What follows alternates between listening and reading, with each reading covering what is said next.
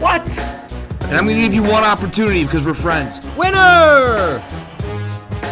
Who gives a shit about where the ball's been? Yeah, F him. They went from loving this guy, best move ever, to hating him. I think it's the most ridiculous thing in the world. I love it because it tells you how the game was played. There's nowhere for him to go. I think there's one place. You can't do that in the national team. Do I look like I'm freaking kidding? He does things that are absolutely insane. Successful and sexy? No. It wasn't aggravating at times? Yes. Sorry, That's not very fair. It's not about being fair. Welcome to the greatest soccer show ever. Ladies and gentlemen, boys and girls, welcome to the weekly recap from We Are Soccer. Oh my word! What a weekend of soccer we've had. We've had some great local soccer and some soccer from around the world that we've all been watching.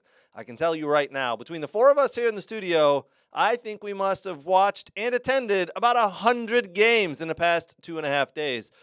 We'll chat about all of them. We want your comments. We want your thoughts on everything soccer. Put them in right now. YouTube, Facebook, wherever you're joining us from, Twitter, wherever it is, put those comments in and let us know your thoughts. Lots and lots to get to today. We're talking about the North London Derby. We're talking about Aston Villa going to Stamford Bridge and winning 1-0. We're talking about Man United being Burnley. We're talking about Rodri seeing red. We're talking Berhalter and Reina making up.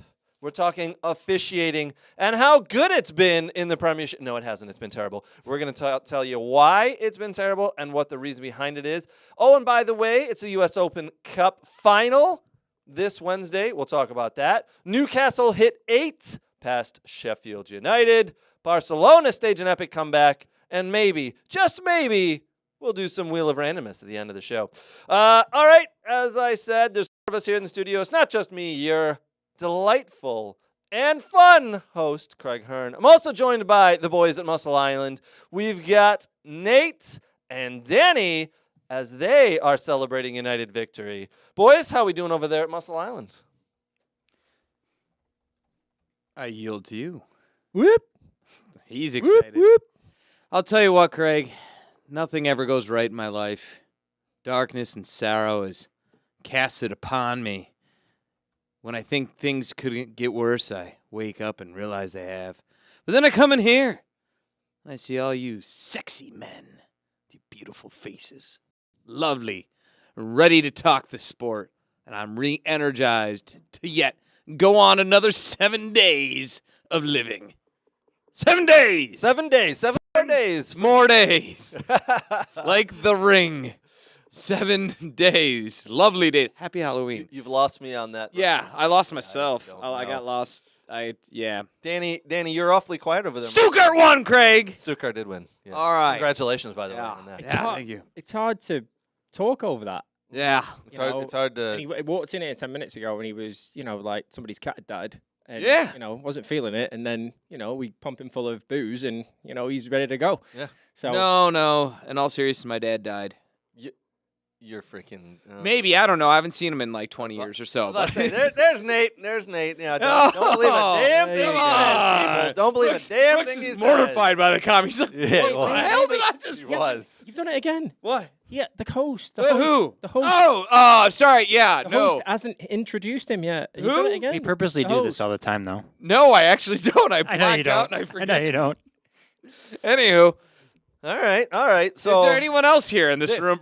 there is. There's someone else here. It's Stato Origato, Mr. Arbato Brooks. Brooks, how are you? You are wearing a lacrosse shirt again. Yeah, I know. On our soccer show. Just an FYI, it is a soccer show. He did not get the memo this week. He also didn't get the memo about computer use in the room here. So I do have logs of search history, by the way, Brooks. So we'll get to that a little later. Brooks, you've had a very, very long weekend of soccer and scouting. How are you, my friend? Good.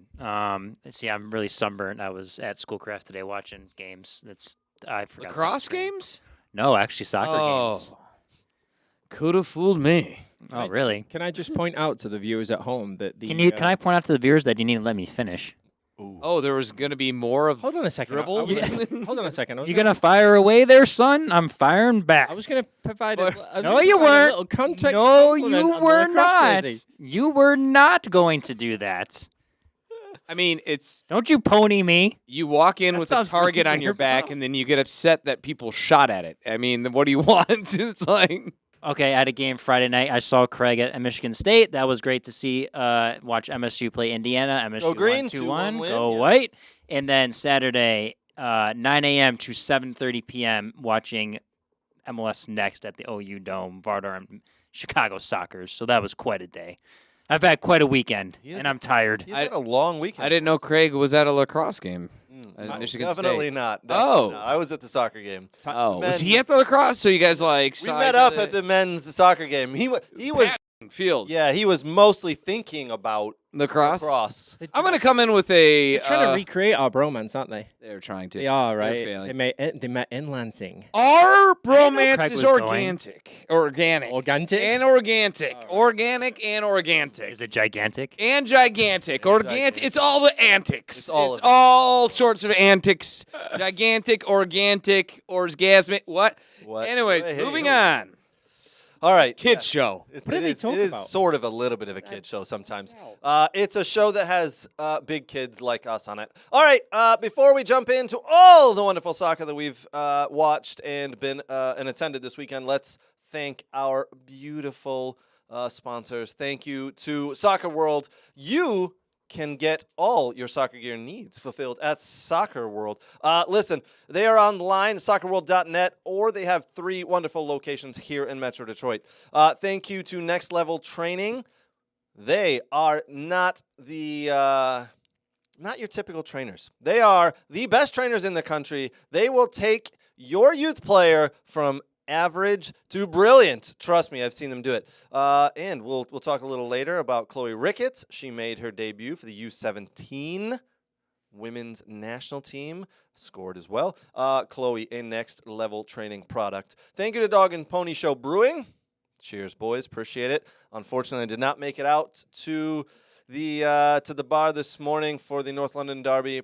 Apologies there. It was kicking. I seen pictures and videos. There was a lot of people there. Wonderful to see. Dog and Pony Show Brewing. And thank you to the Michigan Jags. Some of the best youth soccer experiences around for the Michigan Jags. I was out watching my daughter play today for the Jags and my son yesterday play for the Junior Jags. Oh my gosh, what a great Jag weekend of soccer we had. All right.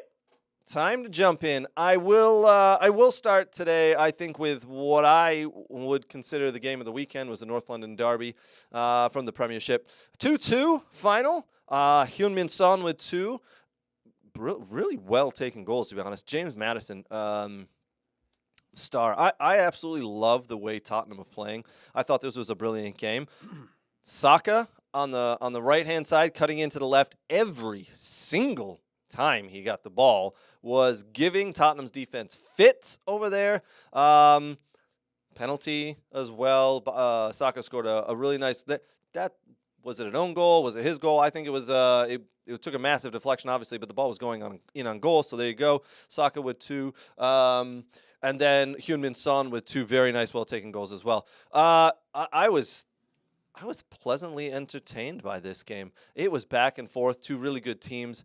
Jorginho, yeah, this is where we need to talk about Arsenal filling in for Declan Rice, who apparently has a calf injury at the moment. This was a huge game for him to miss. Sitting on the bench, it didn't look like he was healthy, didn't look like he was ever going to come on.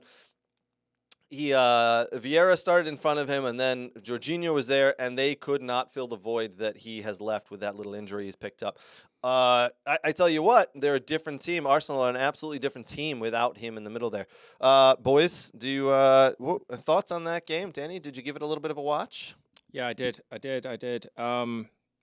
Postecoglou got the better of Mikel Arteta tactically. I think so too. He was absolutely brilliant today. The Spurs had more possession in the game. In both halves, I thought. To be honest with you, I thought it was a really good derby. To be honest with you, and I thought I was really disappointed that Spurs didn't really go for it at the end, to win it, because I thought they really should have. Mm-hmm. For me, when I look at this Arsenal team, and I did say at the start of the season when we did our pre-season predictions on the Premier League, I did put Arsenal winning the league, but I think if I look at the game today and I look at Nketiah, Havertz, and Jorginho. Mm-hmm. Arsenal, to me, are carrying too many average players this season, and it's costing them. I think you nailed it. I think you absolutely just nailed it. Absolutely spot on there. And the balance of quality across the entire team just isn't there yet. And not in keeping with several Premier League clubs right now that I really attribute to this same thing. Manchester United, Arsenal, Chelsea don't have a world-class striker. They just don't. So for me, hats off to Postecoglou. I thought he was absolutely tremendous. And, I'm going to eat my words in the fact that I thought he would struggle in the Premier League, but he's doing quite well. I hope that the James Maddison knee injury is not too serious because, he's been essential to Tottenham this year. But yeah, a great game all around. It really was. Yeah, very back and forth, typical North London derby. I tell you what, Heung-min Son, that second goal he took to tie it up, just rolls the ball in there nice and calmly. I couldn't believe how he just rolled the ball like that. Very well taken goal. I thought Saka was brilliant. He's got to find a little bit of he's got to find some. He's got to go to his right. He's got to have the confidence. He's got to find some confidence to at least go to his right every once in a while. And I say that, and if you know me, I always go to my right and never go to my left. But as a young player like him, it's getting a little predictable. And at some point, they'll figure it out. But defenders still seem to get sucked in. What I think Arteta has really, really done nicely is a player in front and a player, Ben White, usually behind. Ben White usually makes an overlapping run, and the defender, the two defenders, the one covering Saka and then covering the overlapping run, sometimes get a little confused of who to give or go and who to pass the runner off to, so it opens up a foot or two for Saka to shoot.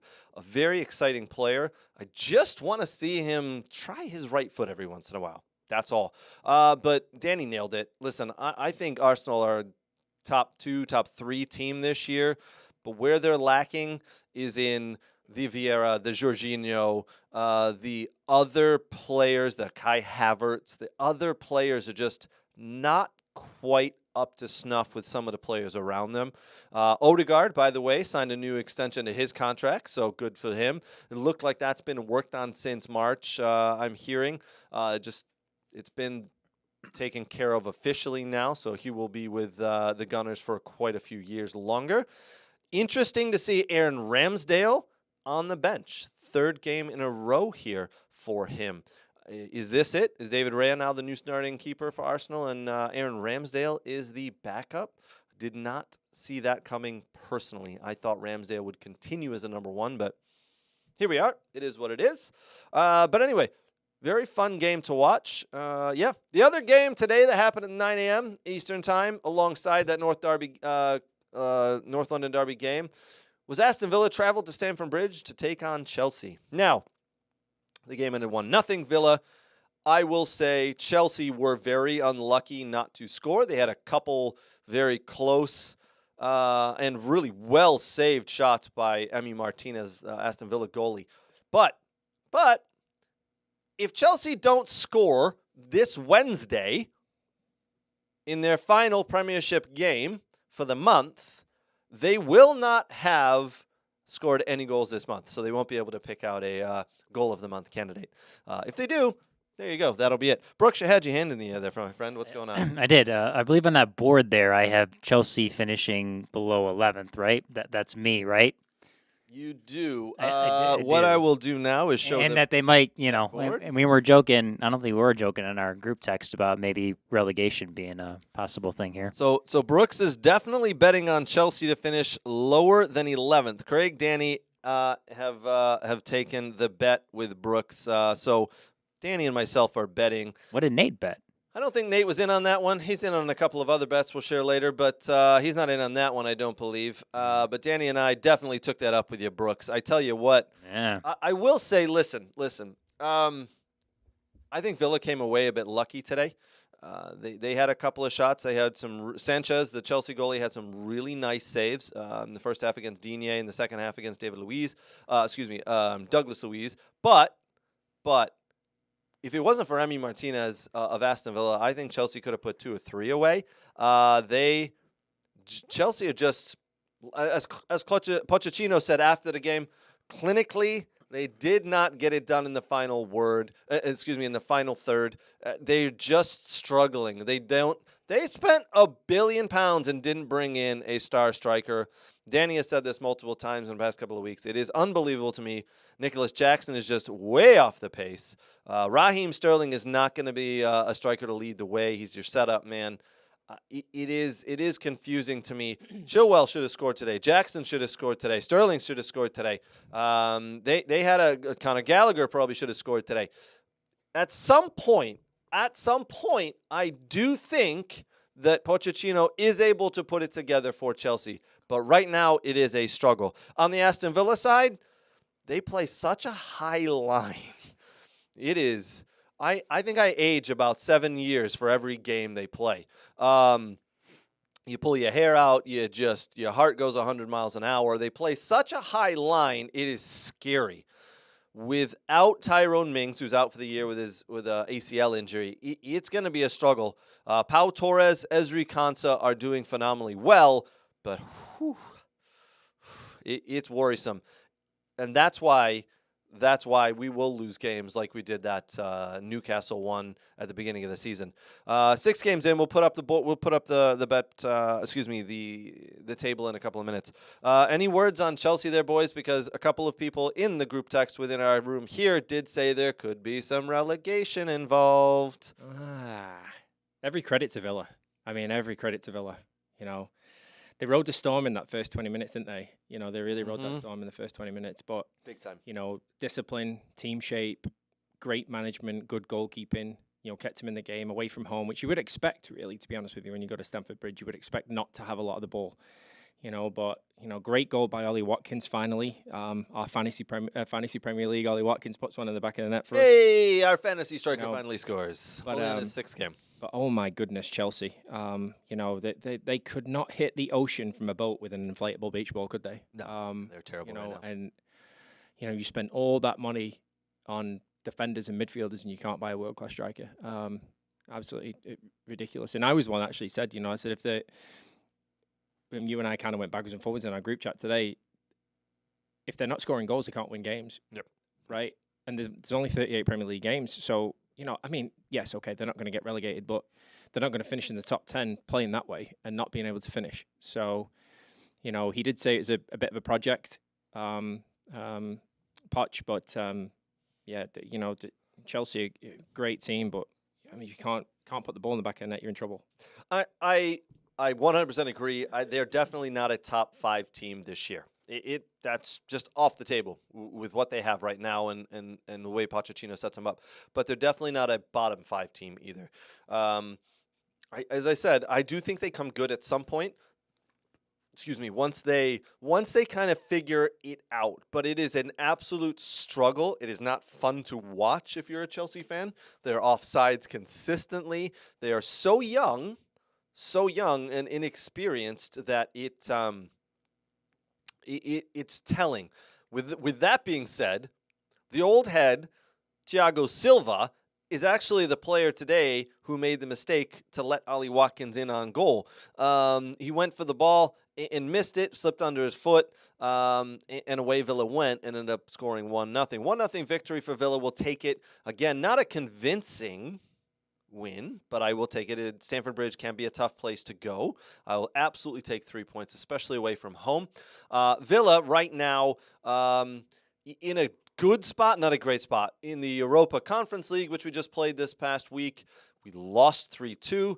We played some players that will probably be your backup, so your third stringers, and it was telling. Villa are going to struggle this year with being in a Europa Conference League, so they're going to go play Sunday, they'll play Wednesday, they'll play Saturday, they'll play Wednesday, they'll play Sunday. There's a lot of games compared to seasons past for Villa, so they need to stay healthy. They're probably going to have to buy a player or 2 in the window. A player who I am very impressed with, Nicolo Zaniolo, the young Italian player.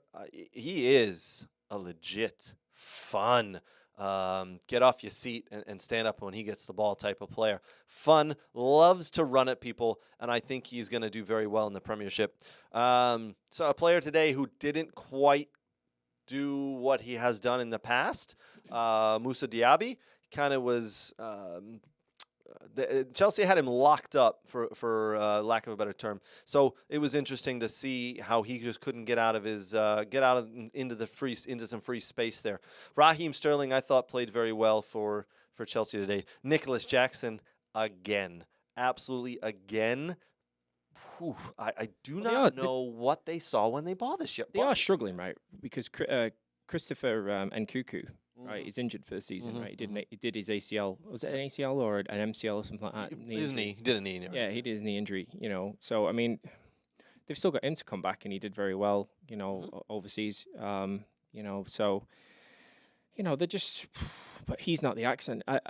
Jackson's not the answer, and I can't believe how much money they paid for him as well. You might as well have gone out and got a Wout Weghorst for half the price. At least he would put in a better effort, I feel, than Jackson.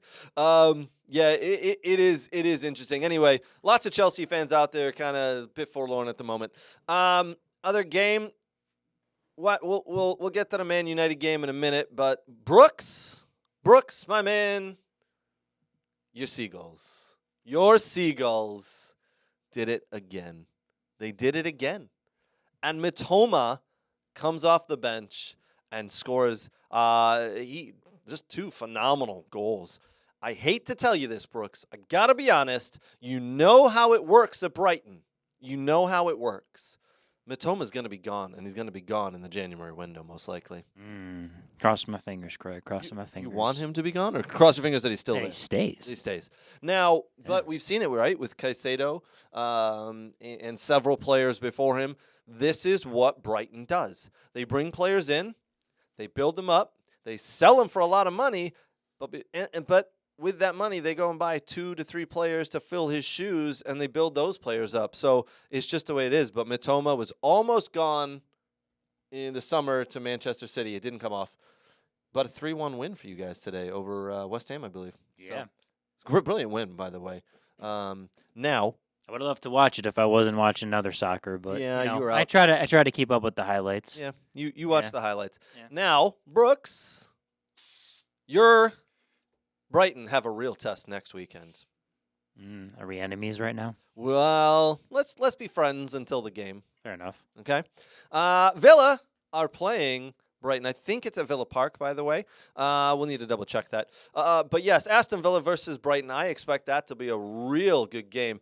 Brighton, clinical in their approach to games. Villa just, you never know which Villa team's going to show up. So could it be the run and gun Villa that put 3 in the back of the net and run out 3-1 winners? Or is it going to be the Villa that show up and lose 3-2?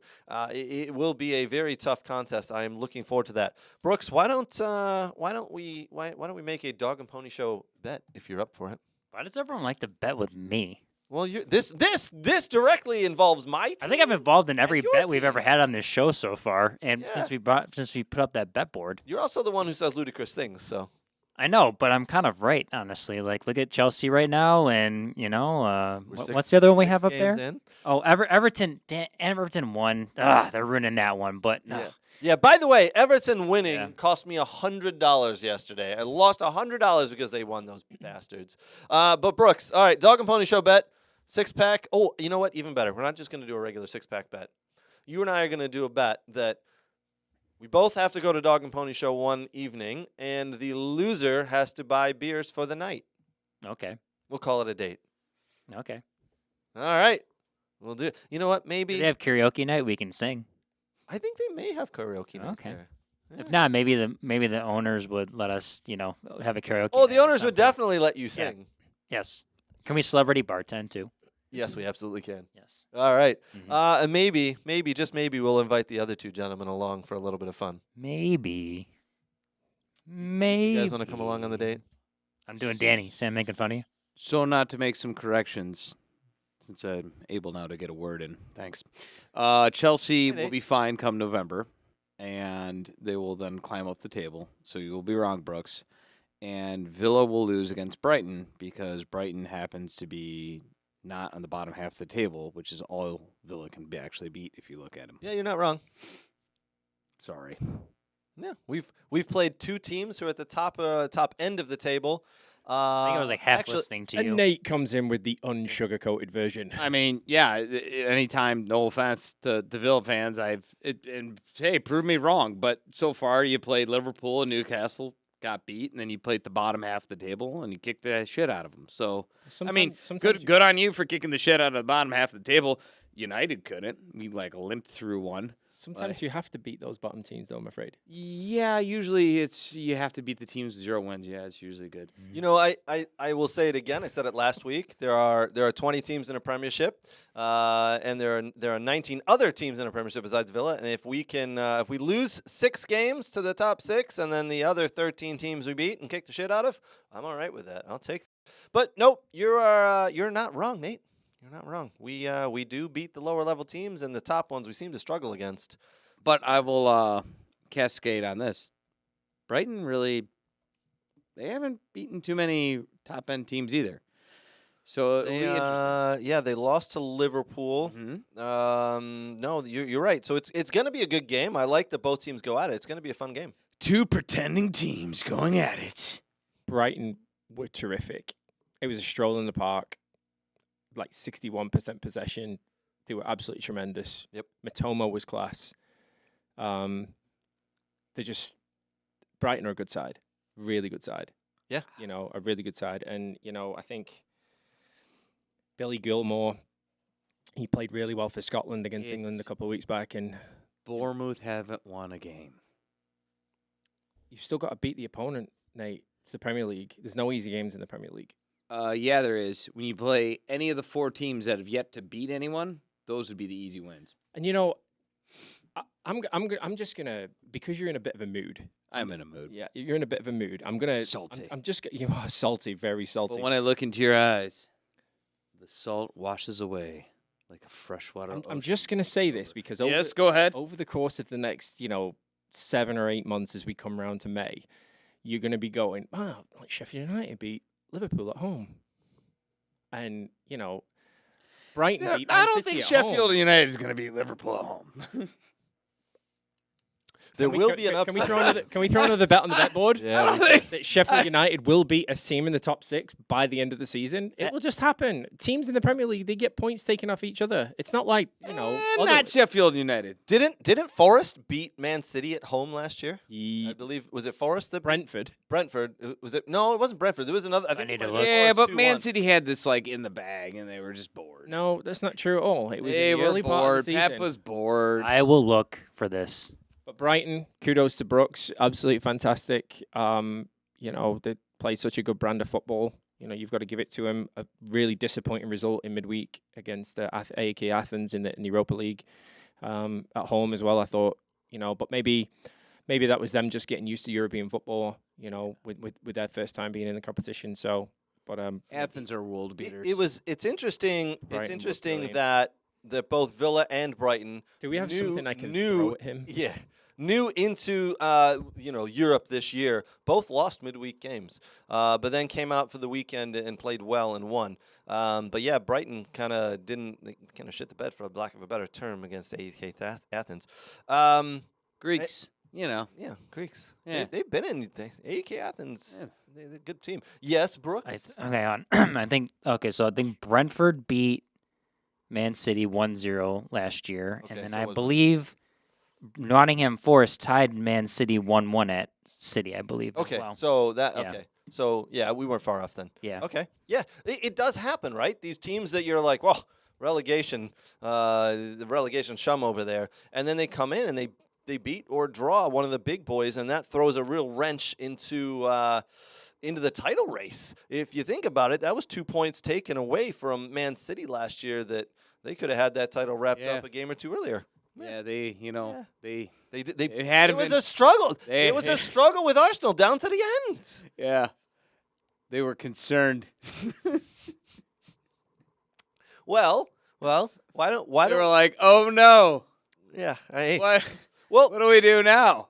Yeah, I mean, trust me. It happens, though. And Nate, I think that's why we've said a lot of the English Premier League teams go into Champions League or Europa League and struggle because they get beat up in their own division. They get beat up in their own league week after week after week, and then they got to go play these other, these. Man City surely struggled in that Champions League last year. Where'd they finish, Brooks? Man City, where'd they finish in the Champions League? They won. Oh, all right. Excuses are over. This is true. I mean, hey, Man City went 1-0 down in their Champions League game this past week, I believe. Yeah? Mm-hmm. They came back to win, though. Oh. Man City could go 3-0 down in a Champions League game at home and still win 4-3. Yeah. They are that good. With a sec. Whoa, on. We got a comment from one of our viewers on Facebook. Whoa, hold on. Christ, what the Just hell when is we that? get a random comment, we don't make that. Is it a good comment? Yeah. At least? Okay. Yeah, Freddie Martini. Man City not going to win the PO this year. And he's drunk. Wait, yeah, Freddie, what are you drinking? Freddie, stop smoking the marijuana, mate. You know? It's an oil league now. It's a one-team league, just like everyone else. Tell you what, All right, hold on. That's a big Tell you what, statement right there. Freddie, I tell you what, if who we're not- does Said who that does win? statement like 8,000 times. I tell you what, right? And this is the way it could go, right? The way it's been going at this moment in time, it could be over by Christmas. Yeah. Yep. Yeah. Go on, say it. Yeah, it's over. Oil league. Oh, shut up with the oil league. It could be over by Christmas. Yeah, it's over. There's nobody that's challenging them right now except Liverpool, really. Liverpool are the only one that's up there right now. You're right, you're absolutely Munich's going to challenge them in the Champions League. right. So Nate, do Oh, yeah. They win 7-0 this weekend against some farm bush league team that and you know, Harry can't- Kane scores 2 hat tricks. They can't. He scored 2 hat-tricks. They can't tie Could their if he goes shoelaces to play together, some and you farm think league. that they're going to beat City. They're not going to beat City. All right. I Put it on the bet board. I was gonna say I can't wait for that bet. That might be a double 6-pack and a night out. Yeah, between those We two. need like 2 bet boards or something. That's gonna get. That's a small one. I think we need the wall. We need to make a bigger bet we board need a here. bet wall. We're going to need a bigger bet board. Yeah. Somebody order a bigger bet board for us. Dog and Pony Show. We're gonna need another sticker, by the way. We're gonna put stickers on both sides. Yeah. All right, but no. In all seriousness, Freddie, that's a pretty bold prediction. Man City not to win the Premiership this year. Do you believe Liverpool win it? No, it's going to be Chelsea. He did. He said exactly Liverpool. He said Liverpool. Yeah. I mean, Liverpool What? is flying. I would like to take a bet with Freddie Martini if he's willing. Just comment on this bet. I will take a 6-pack of beer that Man City win the league over Liverpool, and I'll make that bet now. Come on, Freddie. Jump in, buddy. He seemed confident with his Jump confidence. in. Seems confident. And by the way, I am now going to retract my statement to Brooks that says, "Why are you doing that noise on a random comment?" That comment absolutely deserved the the siren because It's an alarm. The alarm button we have. yeah. Because Am I not clever enough to do that, Craig? No. I just it's unusual. Just you got it right that time, Brooks. Over got it under. right that time. Sheffield United. Well, you know, VAR works pretty well over here, so Oh yeah, right. yeah. Over under. Sheffield winning a game or Liverpool winning the league? Can you do an over under for that? I don't know betting. Let's say, But you bet on your talking sports about? app. Oh, we've got a bet. yeah. We've got a bet. Is Freddie Martini? Freddie Martini's in. We got a bet for the bet Ooh. We're on the board. bet board. There One it of our is. viewers, Freddie Martini and Danny he a- Price, are is going he a head local? to head. Is he a local? So Danny. Oh, I can know drive. Freddie. Yeah, Freddie's a cool guy. Freddie's a really good. Good footballer Hey, as well. Yeah. By the All way, Freddie is a phenomenal player, a phenomenal midfielder. Actually, a funny story about Freddie. You'll probably laugh about this. Freddie and I were playing together on the UK Royals over 30s many moons ago, and he wasn't there one week. We were playing at Drake Park. He didn't show up for some reason. Thanks, Freddie. Appreciate it. And I got drafted to play centre back. I've gone up to win a header, come down and hyperextended my knee and fractured the tibial plateau in my knee. So cheers for that, Freddie. I appreciate that time on the sidelines, mate. And now you're on with that bet. So let's get it on the bet board. Yep, put it. We'll add that to the bet board. Yes, Freddie is local here in Metro Detroit and a hell of a player. Listen, all right, boys. There's a lot of other games to get to. Why don't we jump into the Liverpool game? 3-1, and I misspoke earlier. It's 3-1 Liverpool against West Ham. West Ham gave them a little bit of a run for the money, but Liverpool did what Liverpool have been doing this year, and Freddie is not wrong. They are flying right now. Did anybody see the Darwin Núñez goal? Mm-hmm. Oh my word! Wow! You know, started the season, right? At the start of the season, and you're thinking, hello, David Moyes is about to pull a worldie of an overachieving season in the Premier League. And then back-to-back defeats against City and Liverpool that really just proved that they're nothing more than a mid-table team. Mid-table team, absolutely. But Liverpool, just class again, just another brilliant performance from Darwin Núñez. McAllister actually looked really sharp this weekend, Yep. And I was just talking to my boss the other day about that, and, it looked like he was just taking time to settle in a little bit, but he looked more like World Cup performance self and late last season Brighton form. McAllister looked absolute quality. So the only team that's, like I said last week on the show, the only team that's really produced the type of performances that make you go, okay, they can give City a run. Probably won't, but they'll give them a good go, is Liverpool. Can Brooks, can you do us a favor? Can you look up when Man City play against Liverpool? I can. I think that would be one hell of a game for us all to watch, sit down and watch, and maybe even attend a local brewery, talking Pony Show Brewing, and watch that, because that is going to... Danny, you're not wrong. Listen, Liverpool are flying again. Now, a question for you before we get to the question. Brooks, you have an answer to that? I do. Looks like Man City travel to Liverpool on November 25th. That's a 10 a.m. match. November 25th. That's right around the Thanksgiving Thanksgiving. Saturday. Is that Saturday? Thanksgiving Saturday. I think we should do a live show for that one. I've asked Freddie to come on as a guest. That would be fun. We might have to do that. All right. They play my Seagulls on the 21st. Whoa, hold on. Man City. Man City play Brighton on the 21st, and then 4 days later. No, of October. Sorry. Oh, then I don't care. Yeah. Great. Yeah, I don't give a shit. Oh, the big derby is 29th. So right before Halloween, between Man City and Man United. October 29th? Yeah. Do we call that a derby anymore? Yeah, absolutely. Yep. Okay. Manchester Derby, yeah. Okay. Yeah. Even though it's a one-legged smack in it, as recently, it's still a derby. Okay.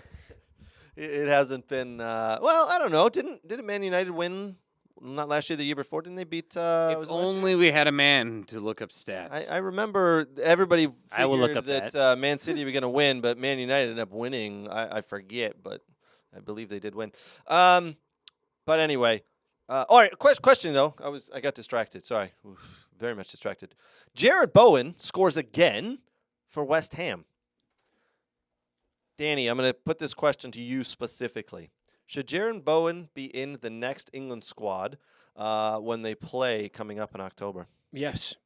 Based on form alone, right? Based on form alone, not just with the goal this weekend, but the way he's been playing this season. Yep. I think he's certainly producing more moments of magic than Marcus Rashford. I would argue that, Saka's probably a shoo-in really at right forward. But definitely that left side is up for it now that, Grealish has been injured for much part of the season. So yeah, Bowen could come into it for sure. I would like to see Jared Bowen get a little bit more time with England. I think he works his socks off. He pops up in the right positions and puts the ball in the back of the net occasionally. He's a good little player. I will say his teammate as well, James Ward-Prowse. Should definitely be the next England squad. Absolutely, free kick extraordinaire. I'm going to say both those guys not in at all. Because Gareth Southgate is a manager. Because that makes too much logical sense. Yep. All right. Yep. Our comments go hand in hand there. Nate. Yes, Brooke. All right. So on the Wikipedia page of the Manchester Derby, I have on the 14th of January in 2023 at Old Trafford, Man United won 2-1. Ooh. Yes. Marcus Rashford scored the winner. Yeah. Grealish scored for City. Yeah. That's right. Rashford scored the Bruno Fernandes scored the controversial goal with the Rashford not touching the ball in behind the back line. You remember that one? Oh, yes. You know, Oh, my word. yeah. Poor officiating, but I'll take it. And then Rashford scored a really good goal. Actually done. The hard work was Garnacho. You know the funny thing about that. So if people don't remember, the ball was played in. Rashford looked like he was going to play the ball, but he didn't. Mm-hmm. And everybody in the stadium thought he was going to play the ball, but he didn't. He left it. I was actually down in Florida talking to a very high up U.S. soccer referee. I asked her specifically, showed her the play from several angles. She goes, "Yes, I know, but I'm going to have to side with the referees here and say I think it's the right call. They let this goal stand." Blew me away. Absolutely blew me away. How that was onside is beyond me. Anyway, referees, they just stick together. No matter how bad the call is, they just stick together. We'll get to refereeing in a couple of minutes. Well, maybe in the second half of the show. Danny and I have got, we're going to fight. We're going to fight, Danny. Gloves are coming off. Yep. Bare knuckle fighting. We're going to talk about It's the Fight Club. officiating. And the one rule of Fight Club is we don't talk about Fight Club. Unless it's on We Are Soccer. Yes, that's true. All right. All right. Let's get to it. Let's get to your boys' game. Burnley at home hosting Man United. Johnny Evans thought he popped up and scored a goal. Was marked off due to VAR again. Bruno Fernandes did put the ball away. We'll talk about what happened after the game on the ride home. But for the game, you know what? I'm not even going to need to say much about it. Nate, Danny, however you guys want to go ahead and talk about that game, go ahead. I'll let you go. Yeah, there's not much to say. I mean, it's kind of like watching paint dry a little bit. You know, there was one moment that was kind of cool. Johnny Evans getting in there was exciting. Want to know why? Because it's Johnny Evans. And he's like 37. Yeah, it's just awesome. Outside of that, good thing Onana actually has, I think, first clean sheet ever in the history of ever. Thanks. Thanks, I'm Onana. going to look at when his last clean sheet was. Oh, yeah, no, we don't yes, need it. We please. don't need Okay. to go down that painful route. No need to squirt lemon on the wound there, Brooks. Okay, just let it. Opening day of the season against Wolves.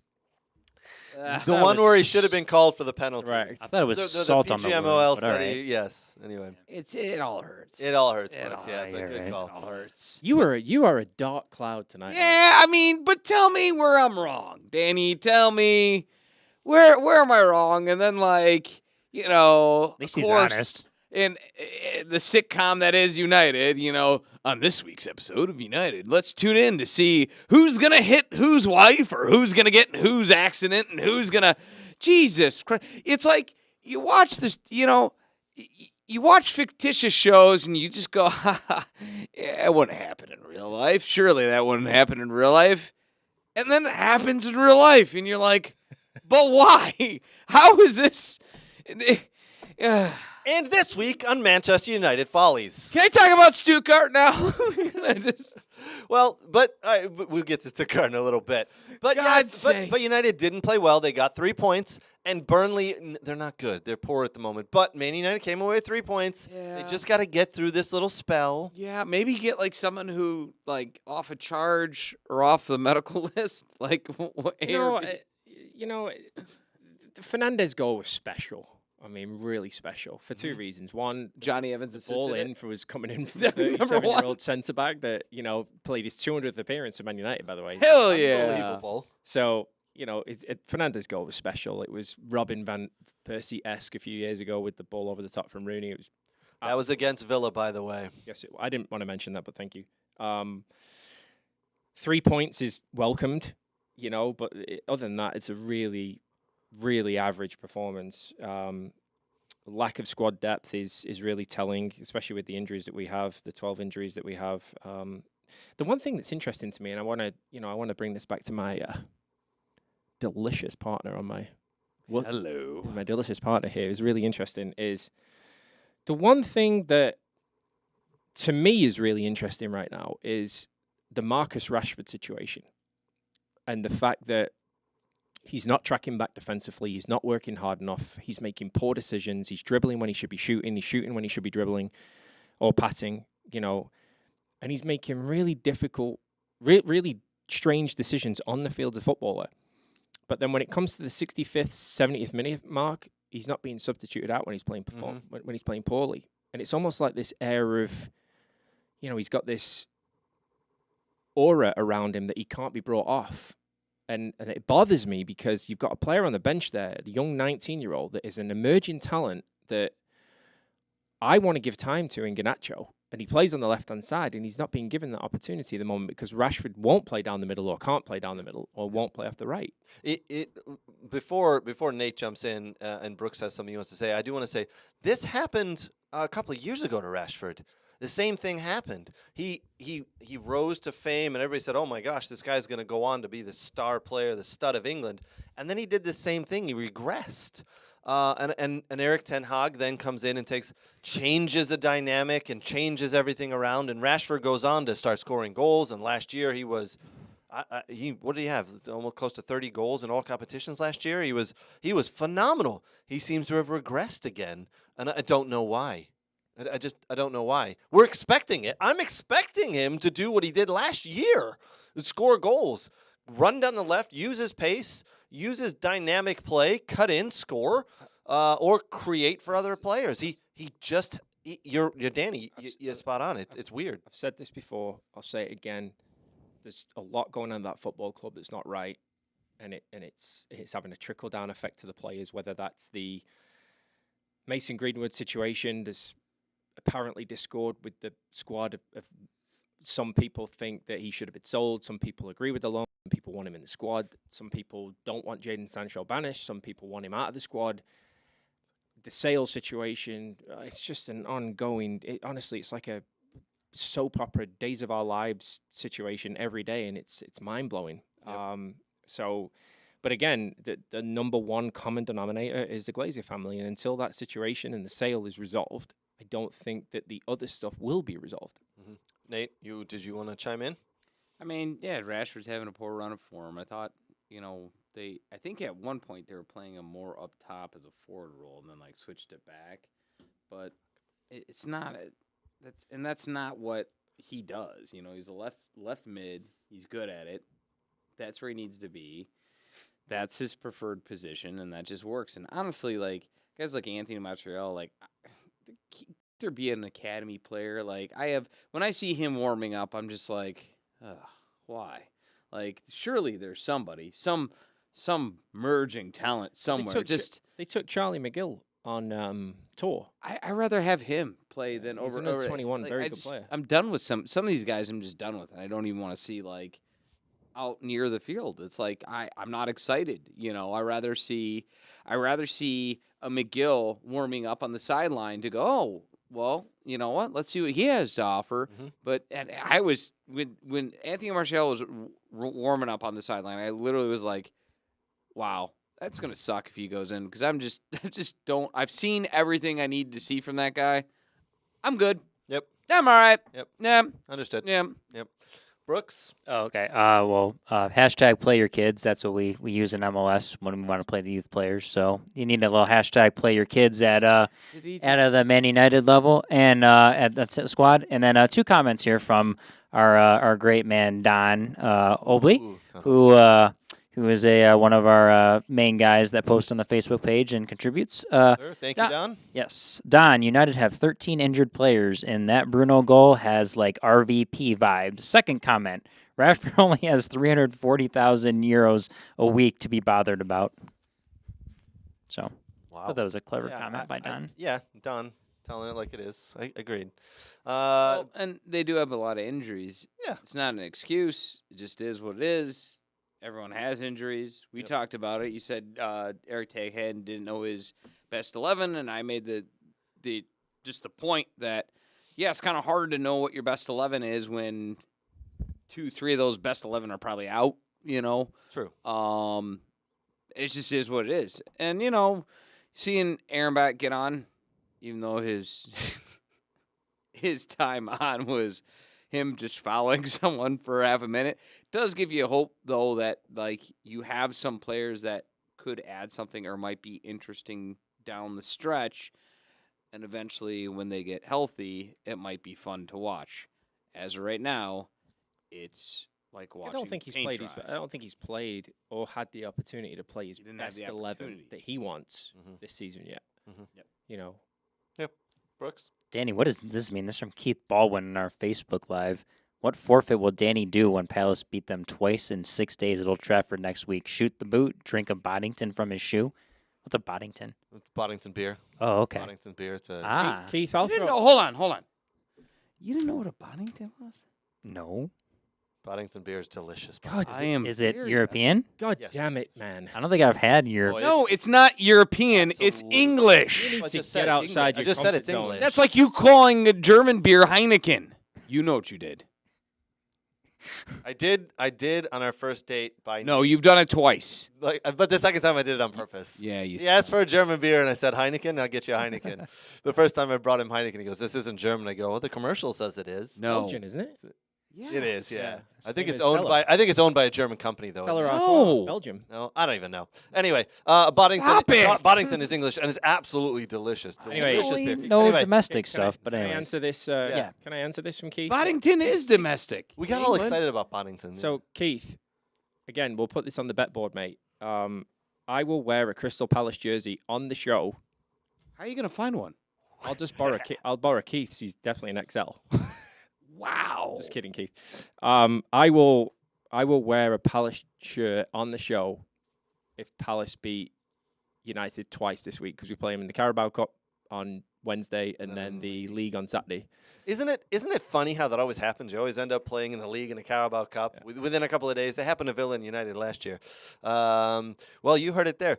We're going to need to know what. And if United turnaround. if United beat Palace twice, Keith, then you've got to wear a United shirt and send it into Brooks so we can post it on our Instagram page. Ooh. Deal or no deal? And does Højlund finally break the drought and score a goal? Man, we will see. Come on, all right. Keith, Yeah, I know- lots to go on there.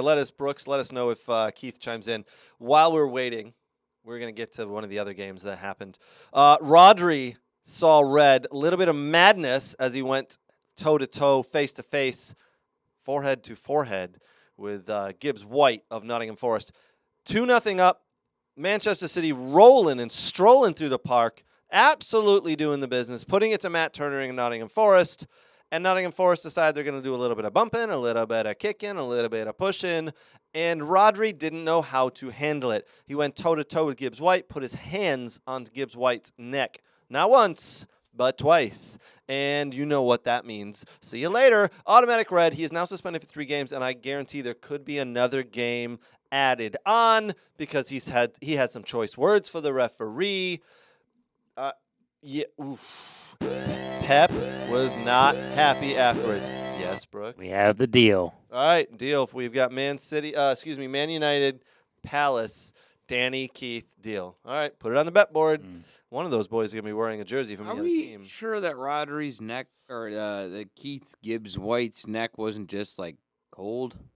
Cold? Yeah, Cold- and cold, Rodri, cold. And Rodri He was looking to trying warm it up. Warm it up, or maybe the man was choking on something, and Rodri was trying to save his life. I mean, Maybe we're all quick to judge. maybe he was aggressively pulling him towards him for a kiss. Yeah. Maybe he was trying to pet him on the neck. Maybe. is a thing in Maybe Spain. stranger things have happened. Maybe he was trying to cover a hickey from the cameras. Maybe he had a piece of toast caught in his windpipe, and he's trying to jar it loose. My son likes toast. Yep. See. Yes, he does. If he has, Commented it last week. if he has my, by the way, he commented last week, and then today in my daughter's group text message that went around to all the parents, my son stole my wife's phone and wrote, "I like toast." So all the parents of my daughter's team think my wife likes toast. But it's Just actually my fun, son. fun fact for your Yep. son. I like the way, Eggo waffles. the way to eat toast: a little bit of olive oil spray, a little bit of everything bagel seasoning, a little bit of Little Caesars Zap Pack, and you have yourself one hell of a piece of bread. Whoa! I don't know how we got here, but here we are. Rodri got us here. Maybe Rodri was just trying to get some breadcrumbs, some toast crumbs off of Gibbs White's. You never know. you know, And Listen, it was a red. It was a City was a straight- stroll in the park. Oh, yeah. City are going to win the league. Let's never talk about them on the show again.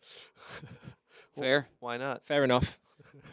And on to the more competitive leagues like the Bundesliga. Well, we do have another game to get to that I want to highlight. But yeah, listen, Holland did the Holland goal that was crossed back by Foden. Wow, what a powerful header that was. This was looking like it could be an 8-0 thrashing before Rodri got sent off. So Forest, count yourself lucky. Matt Turner had a pretty tough day in goal there. Nottingham Forest going to the Etihad and losing 2-0. Speaking of 8-0, 8 was the scoreline of Newcastle against Sheffield as they visited Sheffield United today, by the way. Sheffield United were at home. 8 different goal scorers. I believe someone corrected me on the Facebook group. I think this is a record in an 8-0 triumph where 8 different goal scorers happened to put the ball in the net. Newcastle put it all together. The funny thing was they started out with Tonali and Isak on the bench. They're 2 most expensive players in the history of the club on the bench. Isak did come in later in the game and score. This game, actually, for the first 15 minutes, Sheffield United looked like they were on their way to putting 3 points on the board themselves. They dominated. They played very well. And then Capitulation. A capitulation, but there was we'll say a little bit of a controversial call. I don't think it was a handball. The ball pops up and hits Newcastle's new boy who they bought from Everton last year. Gordon Pops up, hits his hand. His hand was down by his waist. He didn't do it on purpose. He continues to play, crosses the ball back, and it's in the back of the net. I don't think it's a handball, especially by the law. We'll get to a lot of that later. But, yeah, after that, Sheffield United just put their head down. And then I've got a feeling what's going on right now with Sheffield United is they think they're going to grind out 0-0 draws or 1-0 wins. And as soon as the ball gets into the back of the net and goes the wrong way, they put their head down and it's over. 8-0. They're dreadful. Just terrible. They are dreadful. And I mean dreadful. They could be relegated by Christmas time. Yeah, they could be mathematically over for them by Christmas if they continue with that level of performance. I mean, they were absolutely dreadful. And Newcastle are not thriving at all. They're not playing well at all. You know, imagine if that was City the weekend, away from home, and they just down tools. I love that phrase, by the way, down tools. One goal goes in, and it's adversity central, down tools, and Newcastle shouldn't be smacking anybody 8-0 in the league. Absolutely not. You know, and it's more a reflection on Sheffield United than it is on Newcastle. So, yeah, it's going to be a struggle for them all year. So, good luck there, Sheffield United fans. All right, I think what we're going to do is we're going to you know what? Sorry, I'm all over the place here for a little bit. I do want to mention one last little piece about United, and then we're going to take a break, and we're going to come back. We got a lot of pieces to get to. I'm going to read this real quick. As you heard Nate say earlier, it just seems that every freaking week there is something with United. The players, the club just cannot keep out of the news. Man United beat Burnley. They rode home on the bus. They got back to Carrington. They all then got into their separate cars and drove home. We're going to mention it's not that big of a deal, but we're going to mention it because it's just one thing after another. Marcus Rashford got into a car accident. The United forward traveled back to the Carrington training ground with the rest of the teammates after their 1-0 win and Saturday evening. As the 25-year-old was driving home in his Rolls-Royce from Carrington, he was involved in a collision with another vehicle. Both drivers left the scene unhurt, and no ambulance was required. Before anybody gets to the, we'll say, pretty obvious, police did attend the scene of the accident. They spoke and breathalyzed both Rashford and the other driver, and the police were fine that there was no alcohol involved, and both drivers went home after that. Bruno Fernandes stopped by the accident, asked if Rashford needed a ride. All was good. In my opinion, little fender bender. We've all seen it, had it, boom, done. Call the police, get it, insurance, done, go home. No big deal. But it is just one thing after another. It is. So Bruno with the assist. Bruno with the assist. Yeah. Speaking of pictures of people in cars, Jadon Sancho is apparently taking has a picture with Jesse Lingard in a car. That's awesome. Where was that? Is that in America? Are they over here? This was during the international break. Okay. Jesse Lingard apparently is linked to some MLS moves. Yeah. So they're in Jesse Lingard's car doing the whole, thing. Yeah. And Jadon Sancho's there in his car. It's just not the best look, when you're trying to get back into the squad. It's awesome.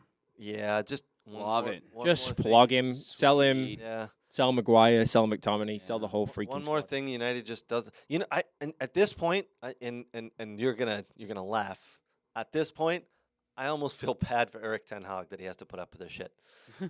He's putting up with this Wow. bizarreness from these young players. I feel bad for the guy. Let's timestamp this one. Yeah. This is the first one from Craig. Yes. Craig's heart goes out to Man United. I wouldn't go that far. And tomorrow he'll be wearing a Man United jersey in solidarity I don't think so. because he feels bad for all of United. I don't want And to as a tell you fan what would of the have to under- happen He's for a me. to win he's a that. closet Eric Ten Hag sympathizer. Yes. Do you think he goes home and he's like, let me put this Should I shave my head? Let me shave. Let me put my, let me put I my don't want on the coaching staff. he jumps, he puts his bald cap on, he pops in FIFA or whatever it's called Sticks now, on a little goatee. and he just plays with United. Then he stands in front of the mirror and he's like, yes. Yes. It's good performance, yes. No, that's his relative that does that. Do you think Eric Ten Hag Yes. really can't speak that great of English, or has just decided in press conferences he doesn't want to talk anymore, so hides behind the fact that it's Yes. a second language? Yes, I Just think like, that's a common thing for players. I just don't want to speak anymore. So Yeah. like this is turned to the bit of ridiculous, and not even bad sitcom writers could write this type of script. Agreed. So I'm just gonna go real full on Dutch and not say much. This is what we've come to. All right, boys and girls, we're going to be right back. We've got a lot to get to. Listen, Greg Berhalter reached out to Gio Reyna in the past week. We'll tell you what was said there. We're going to talk about officiating and why it's so poor this year in the EPL. We're going to talk about Barcelona's comeback, dramatic comeback. And then we've got, let me see on my board over here.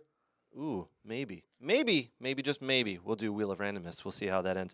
All right, boys, we will be right back. Join us. Hey, get yourself a beer. Get yourself some peanuts. Don't go anywhere. We'll be back in less than 5, my friends.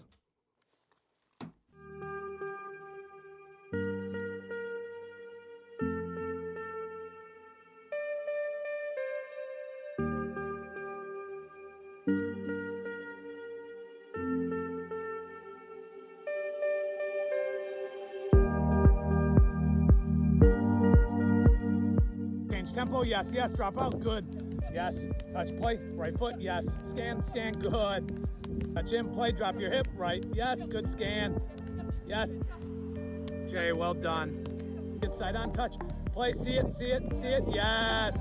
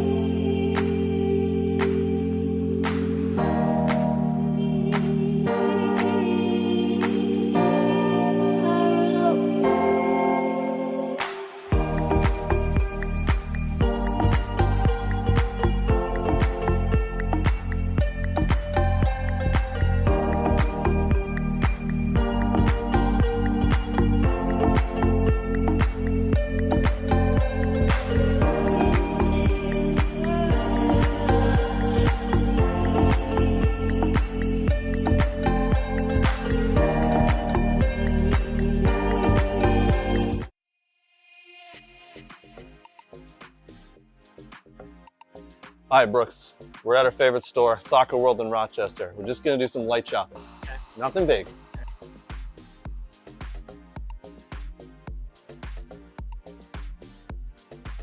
Ooh, pretty colors. Oh, and one of these too? Ooh, Germany. Nate would like this. Hey, Brooks, look at all these. Look what I got.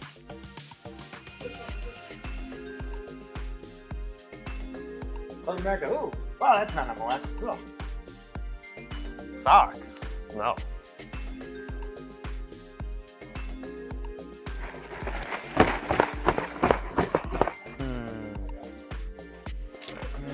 Ooh, a ball pump. Next to line. Sir, you're next. Right. That's a mannequin. You know that. Huh? It's a mannequin. Oh. Sorry, sir.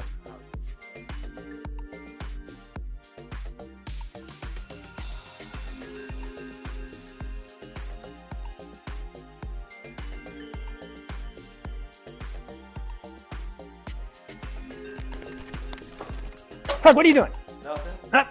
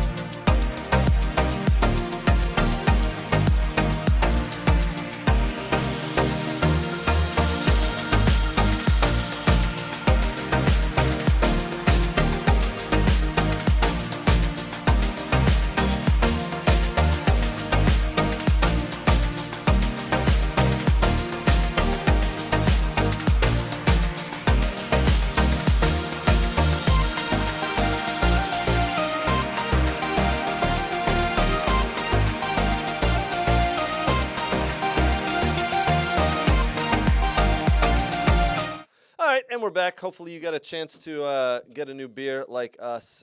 We got some little snacks here that we pass around, and Starburst and some chips and some Dog and Pony Show Brewing beer.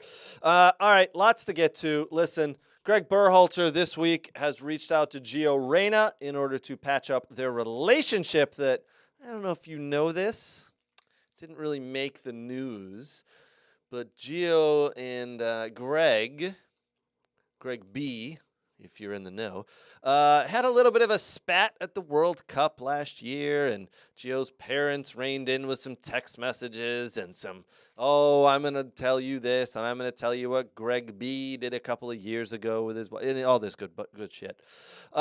Listen, it was, it's led to some funny pieces, and Greg Berhalter was not retained by U.S., but then he was brought back. He's back, leading the charge. And now he has to repair that relationship with Gio. He reached out this week. They've talked. They are moving forward. They are moving forward is the official wording that is used. Don't you love when couples make up? It's just so cute. Do. Yeah. Do. And then I heard they're going to get go out to dinner and discuss things. And talk talk it over what future, happens. And what the long-term relationship goals will be. Yeah.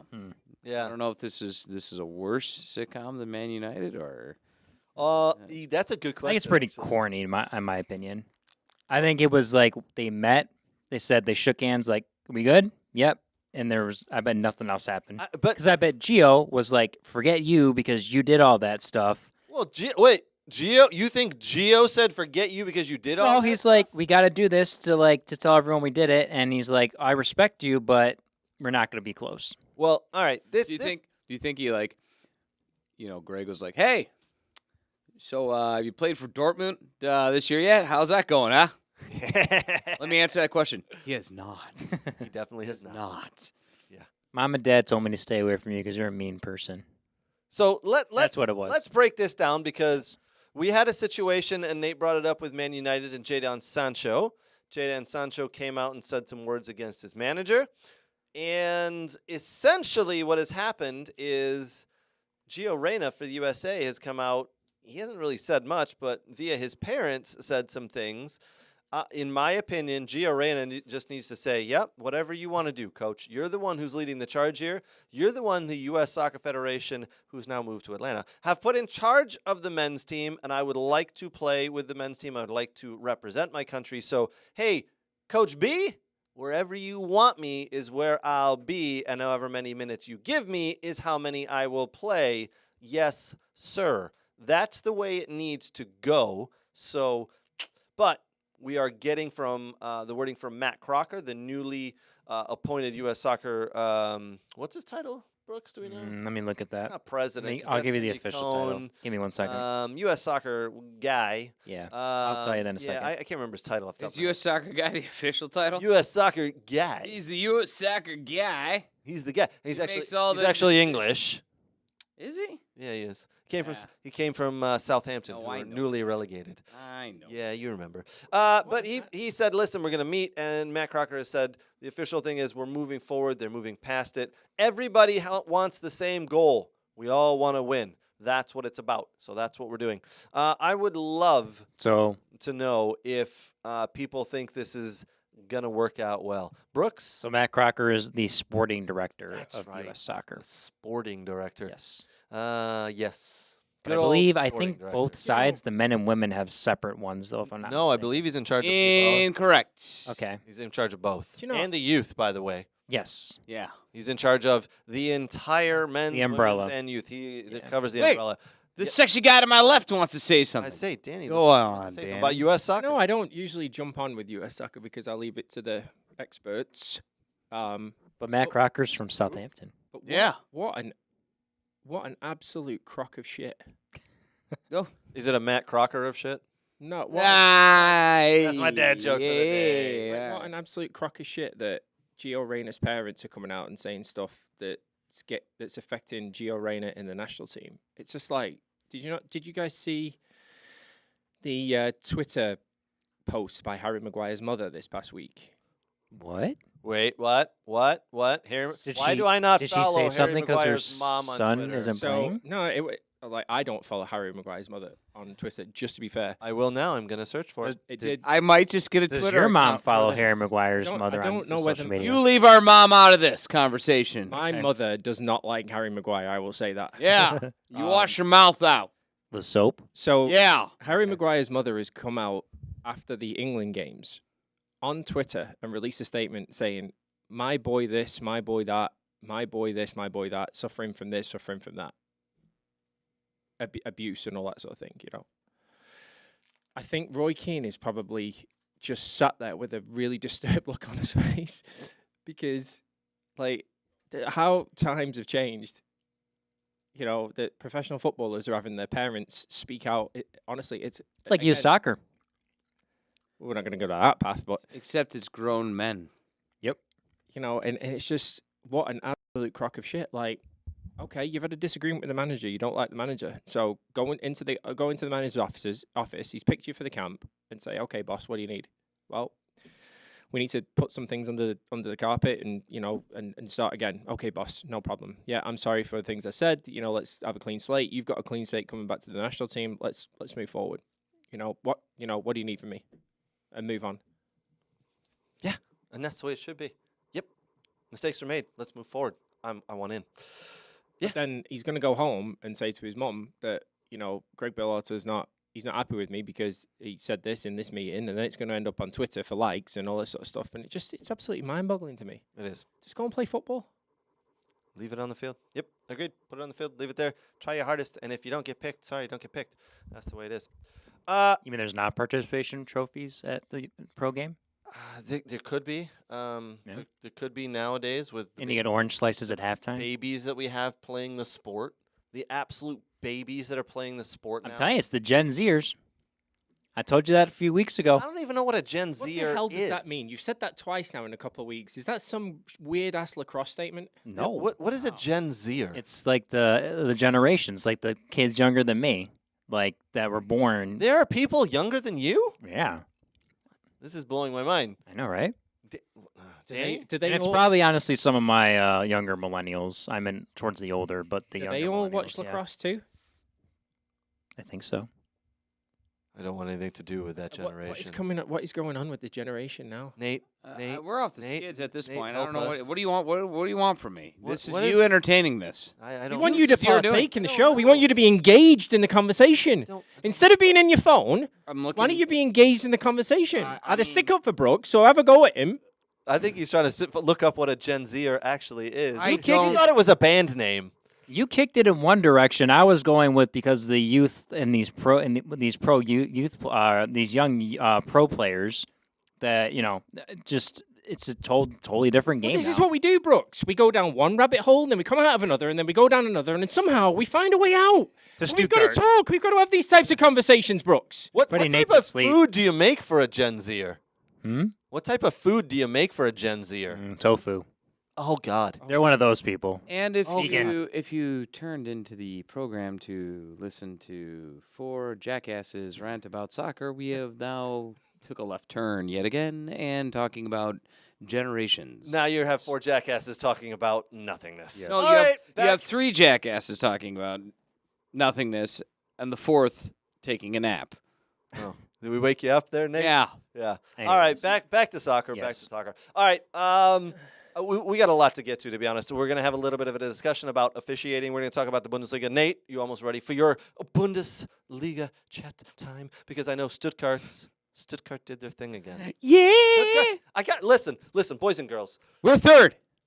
This is so mind-boggling. It's an elephant on a tree. Nobody knows how it got there. And eventually it's going to fall off. Last year, Stuttgart couldn't score a goal. 3rd from the bottom. Game to save their life. Now all of a sudden they're 3rd in the Bundesliga. Can I do the intro? You can do the Can intro. I do the intro for But I Bundesliga? don't think we're there yet. When we're ready, can I When do we're the- ready. You know what? Why don't we do it? Why don't we do Bundesliga chat time and then we'll do our officiating discussion. Ladies and Hell yeah. Here we go. Ladies and gentlemen, boys and girls at home, it is time for story time with Nate Janulus Bundesliga. Baby! Who's ready to be bored to death in a league that nobody cares about but this guy? Me. Yeah, hey! And like English national team fans who turn into Munich to go, how is Harry Kane doing? Yes. Yes. My newly adopted team, Stuttgart. Yay! Nate's getting me a jersey, by the way. Oh, that's awesome. I like Bayern Munich. Yeah. Yeah. Why do you like Bayern Munich, Craig? Because they win. You said you like Dortmund, didn't This you? is say true. you I like am a No, Dortmund I've changed fan. my mind. Yeah, I he don't didn't- like I'm the a Dortmund Bumblebee outfit anymore. I'm going Stuttgart. He didn't know what he was talking about when he said it, Brooks. I want to ride on the back of my body. Wait. Whoa, Yeah. whoa. So you can Yep. switch. Mhm. You can switch now, huh? Mister, I Hey, can't. what switch. is he talking about? I can't what switch is he- loyalty. loyalty. I was born in Germany. I'm supporting a buddy of mine. Okay. Yeah, okay. what he Hey, what he all right. didn't realize when supporting Dortmund was that his long lost biological, maybe not biological brother lived in Stuttgart, and therefore he is by relation from A Stuttgart. Stuttgartian. Craig's He's got a Stuttgart. relative in Stuttgart, apparently. It's called Schwaben. Yeah. Schwaben, my bud. Schwaben. Schwabes. Yeah. Schwabian away.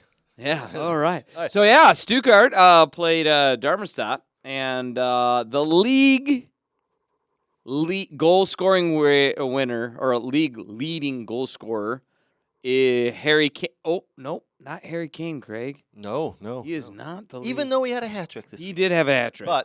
But you keep going. Galatasaray. Galicerai? Okay. I can't do the last names like you can do the last names. You want to do it? No, Matu, whatever. The name had 2 goals and assists, and he actually tied the record for 10 goals in 5 games Yes, sir. that was held by one Roberto Lewandowski. Maybe you've heard of him. Lewandowski. Get it right. The dude. W At is a least B. pronounce it right. Lewandowski. Lewandowski. We So would- Stuttgart's rolling right now, absolutely rolling, and why don't we put up the table real quick for you? my it's friend? I'm afraid to look at it because No, you're so 5 beautiful. games in. You're 3rd. Yes. Third. You're only 1 point. Yes. 1 point and 4 goals out of first. Yes. It's amazing. I don't even know what to say. It's absolutely amazing. Bayern, obviously number 1, Yep. 5 games in, 4 wins, 1 draw. So 13 point. more amazing on that table actually that I think that Stuttgart is Leverkusen because they have not lost a single match in any competition this year so far, and Xabi Alonso is doing yeoman's work right now. So he went in the Europa, they won in the Europa, they won in the Pokal, and they have not lost a single game. Only game they tied to was against Bayern Munich, which they were in position to win away there, and Munich was actually lucky to get away from that draw. Right, Brooks, who watched the game? Well, Thanks, no, Brooks. I- Anywho. Was this Saturday? No, this is Munich versus Leverkusen last week. Oh, yes, I did watch that Thank game. you. Yes, Oh, sorry. my God. I'm Sorry I startled you awake. Go back to... Doing social media stuff. I Sorry. needed you in here for this one. You got to point at me sometime. Yeah! Thank you. So all in all, Union Berlin struggling like hell because they I thought they built up their squad good enough to compete in both competitions. They did well against Real Madrid, losing right at the 95th minute in the Champions League, but they're struggling to do anything in the league. So it looks like they're just getting burnt out with the games. Dortmund absolutely limping. I'm waiting for the coach to be fired, quite frankly, because their results just are pathetic, if you ask me, and not good enough for a team that invested a lot of money for once, and them being that far down the table is just, frankly, not good enough. Leipzig doing very well, and they're one of the bright shining spots, actually, within the Champions League, even though they played the Young Boys, did solid against them, but also been doing very well in the league, only losing to a 1 Leverkusen. And that would be, I don't know, the Bundesliga chat time, unless you want me to go deep into the dark laurels of how I don't think that it's just the lone striker, but yet the system, and I do hope they sell him for $90 million at Stuttgart too, like Chelsea. It's interesting you bring it up because that's one of the group texts we had, right? And I said, Grisserai is doing very well, but when you do too well in the Bundesliga, you know what happens. You know what happens. And so he was being taunted at by several English teams actually wanted him, and he chose Stuttgart over them. But for all we know, that could have been like Luton Town and so whatever. It wasn't named. I don't remember, Luton Town. any of the big, let's say the big six, right, coming after him, but they very well now could. And one team in particular who has oodles and bundles of money, and they love to spend their money, who is missing a striker desperately, could come after him in the January window. I welcome that sale, considering they bought him this last year or last season or summer, this summer actually, for $9 million. And if Chelsea want to pay out the nose, which they will, because it'd be mid-year, I would absolutely welcome it, because I truly believe if you look at him on several different teams with several different coaches, he has never done this good. So I think it's the system and the players he has around him. That doesn't speak well for teams wanting to buy him, but exactly. Yeah. So I would welcome a high bidding sale, because and this happens a lot. You see Frankfurt does this all the time. They have players that are great, but they only are great within the system and the way they play. The Bundesliga does this with several players, and depending on the coach and depending on where they're from, every now and then that player can shine in a system with a team, but then just be absolutely mediocre anywhere else. It's going to cost probably $50 to $60 million to pry him away at this point. If he's keeping going on pace the way he is, it's going to be like $90 million for a striker. I agree, but I don't think there's any way you can keep the pace up of 10 goals for every 5 games, right? Well, no, but if he's just getting a goal a game, you know what I mean? Yeah. I mean, that's Holland-esque right there. Yeah. So I don't think even Holland did that at Borussia Dortmund. He did not actually. Holland's numbers were very mediocre at Dortmund for most part, because Landowski was always overshadowing him. Lewandowski. That him too. We're going to have to go back to speech classes. Brooks, you have your hand up? Yeah. So I think I saw something on social media that I think it said Holland has more goals he had more goals in the 2023-2024 season than Chelsea had combined. 46 and 45. Yep. Yeah. That is correct. Isn't that amazing? Correct. Yes. It really is amazing, but absolutely 100% true. All right. Well, thank you for the Bundesliga chat time there, Nate. Mr. Harry Kane doing well. I saw he scored a hat trick, as we talked. He scored a hat trick this past weekend, and then he was drinking beers with Thomas Müller in the typical German regalia. I don't know. He looks to be having a good time, doesn't he? He does. He's surrounded by talent. Scores 3 goals, get 2 assists. He's not the focal point where he needs to be like the best player on the team, but he's scoring goals, man. Yeah, and and that is why they're going to beat Man City in the Champions League this year. Right, Danny? I'm sorry. Did you say something? Yeah, what? I mean, you're the one who said that. Did you say something? Going back-to-back Champions Leagues are almost impossible, so City is out by that statement that you made many moons ago. It is impossible for. Okay. It is impossible Right. for teams that are not world class, and City are world class. Uh, Real Madrid, when they won 3 back-to-back, were the best team in the world by far 3 to 4 years in a row. City are entering that stage right now. Yeah. If only Munich got like a coach that was able to beat Pep like several occasions and important games. Okay, sorry. I'll just say this. I'll just say this: when you conceding three goals at home in a Champions League game against a bog average team, then you're in real trouble. Yeah. Yeah, all right. All right, lots to get to. All right. As you can see, Champions League is going to be fun this year. We've got a lot of contrasting views on who wins, who moves on, and what happens. So is Europa League. Oh, so Europa League's got some good stuff as well. Mhm. I mean, to be honest, it's all the way through. You've got Champions League, Europa Conference League. Now that Villa are in it, so I got to follow it. I don't really believe in it, but let's go with it. So there's, gee. Why are you starting a soccer show, guys? Is there going to be enough soccer for you to talk about? Yeah, you think? Yeah. All right. Why don't we? We're going to mention this right now. Barcelona, epic comeback yesterday. Down 1-0, come back and they win. Down 2-0, come back and win 3-2.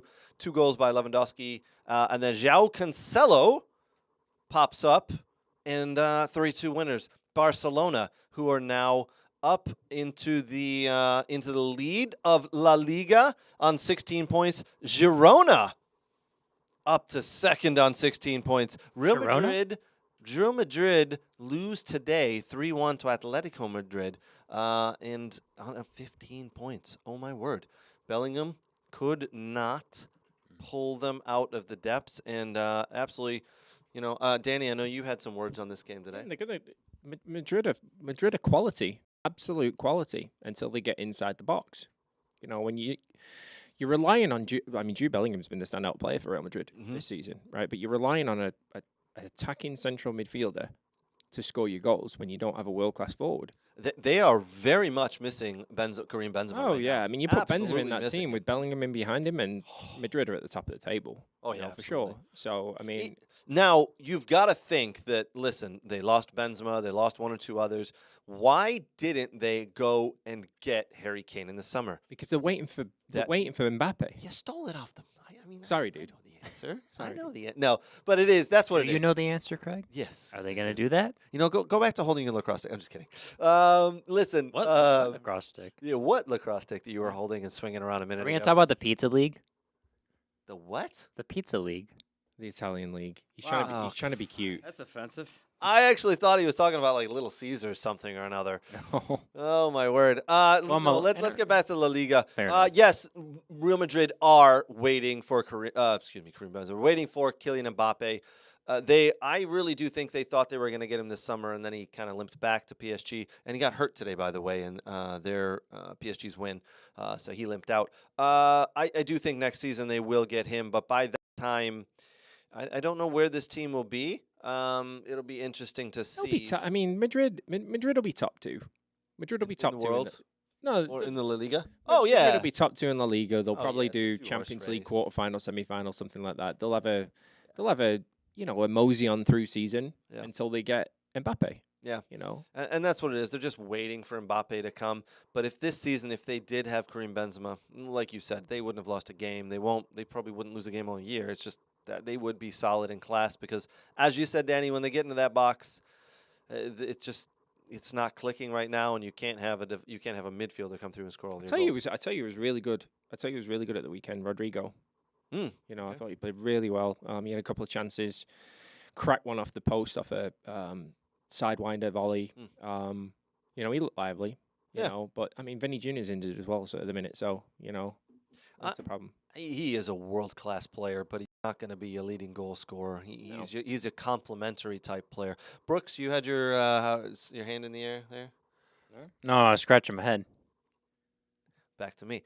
Okay, onwards. All right, listen. The officiating has been absolutely terrible in the Premiership this year.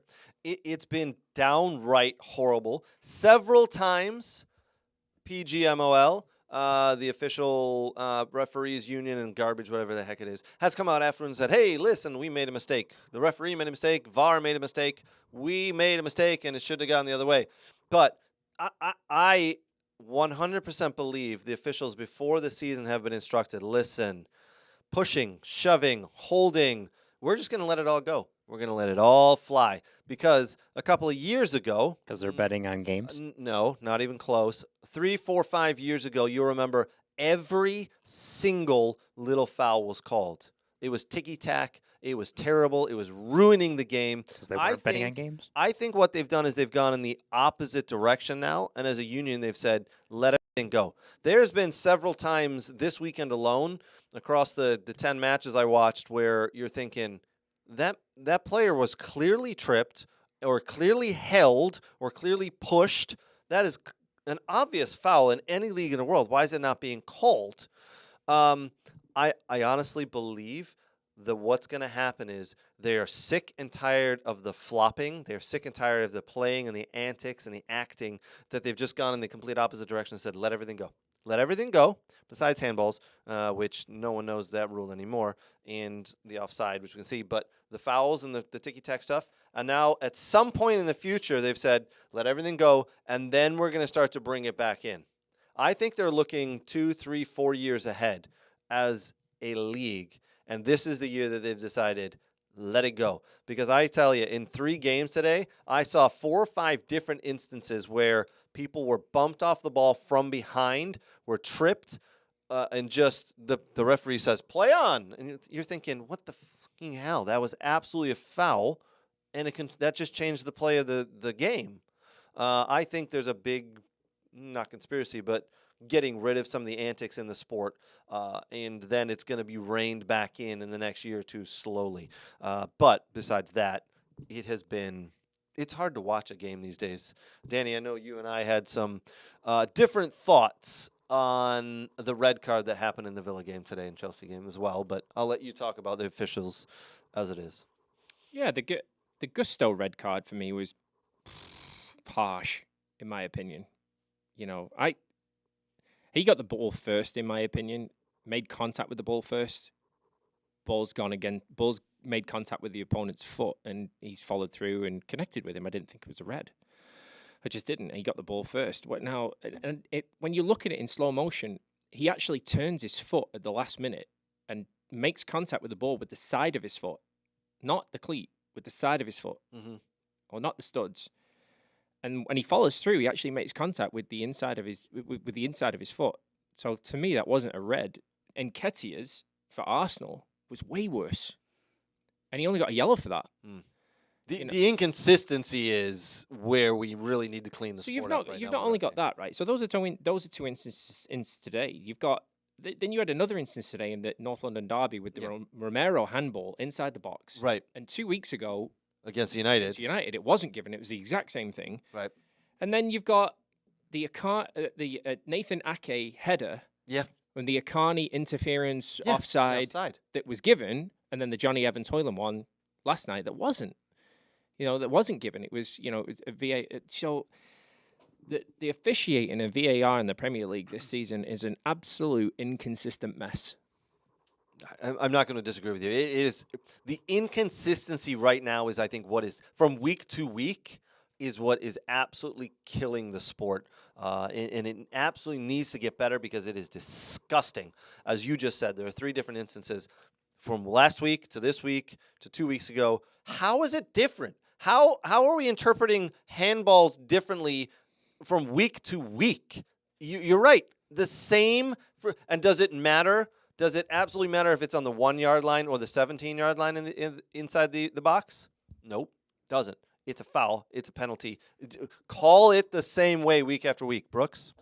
Nate and I already know the answer to this because we're not going down that road. We're not talking about. What do you think, about Nate? the officiating. We understand other leagues probably have it correct, but how is it so inconsistent in this league? Opinion. I will go back to the disagreement that he and I had a couple of weeks ago about the differences with the Premier League and the Bundesliga. And now that, obviously, I've been watching more Bundesliga games recently, you know, it is different, way different in the fact that there's a lot more fluency and a lot more fluid play in the Bundesliga without VAR than there is in the Premier League. And I wouldn't necessarily go down the path of saying that it's a betting scandal. I would like to say that the German country as a whole in the Bundesliga have got it right from an officiating standpoint, and the Premier League have not. Oh, I have no doubt the referees and VAR in Germany have it right. They probably have it right in several other countries. How is it that at the top level, the top league in the world, the one that is watched the most by far, can't get it right?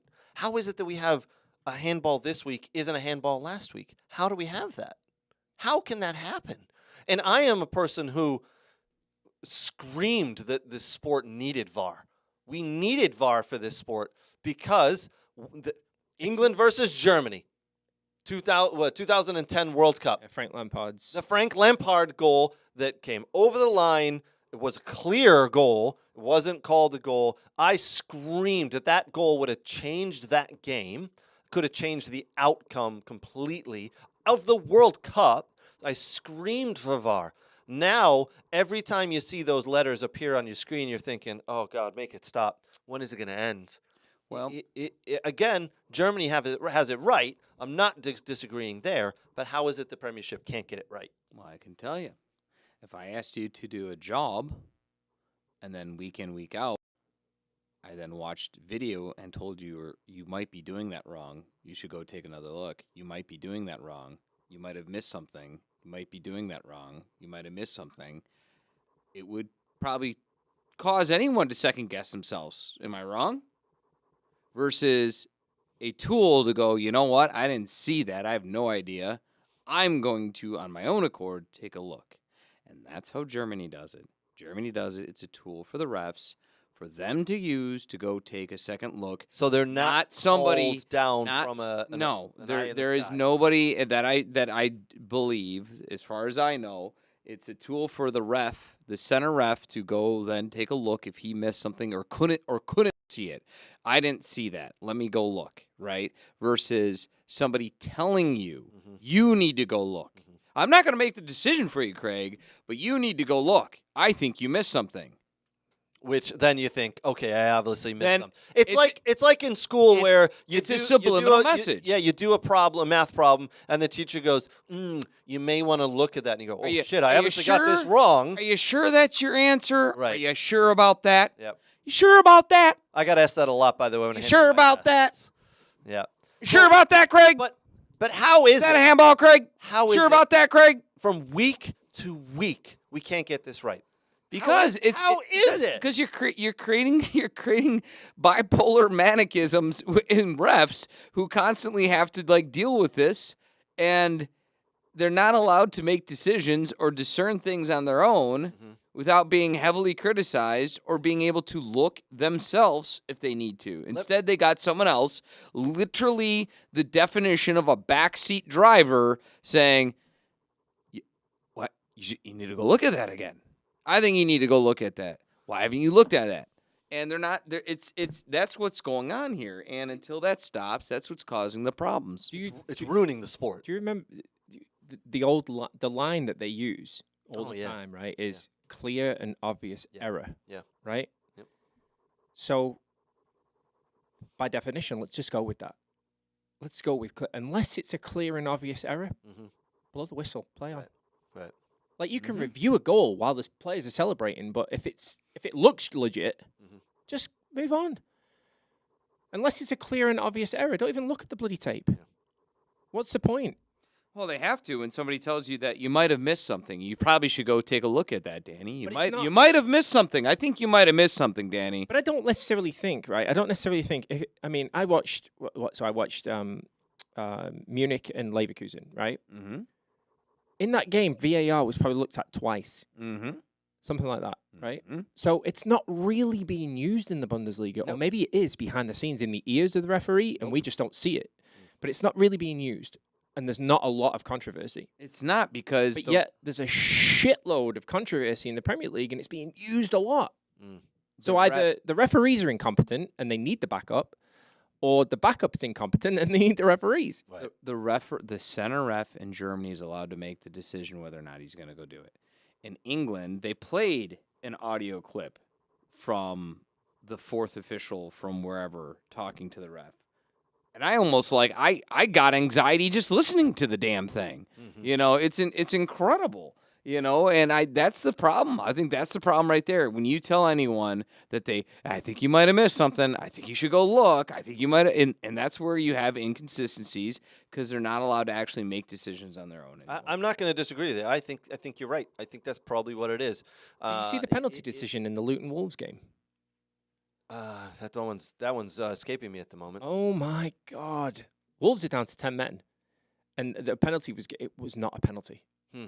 It was not, it was reviewed, and it was going to robbed Wolves of 3 points. Desperately needed. It robbed them of 3 points because it was not a penalty. Yeah. It was not a penalty. It's funny some of the things that have crept into our game like that. Another one is and I kind of understand it if it's a close offsides along the line, right? The linesman lets it play on, and then we can always bring it back. But there was one that happened in the Villa game today where the ball was sent through to someone in an offsides position. They took a bad touch. The Villa keeper, Emi Martinez, came out and cleared it out. Now, you would think because the ball was sent through, touched by the forward who in an offside position, ran too long and cleared out by Emi Martinez, the goalkeeper, that then put the flag up and say, it's offsides, Villa's free kick here. But they didn't. They went, that's a throw-in. It makes no sense. Some of the things that have crept into our game are just mind-boggling right now. And I'm telling you, they need to clean it up. But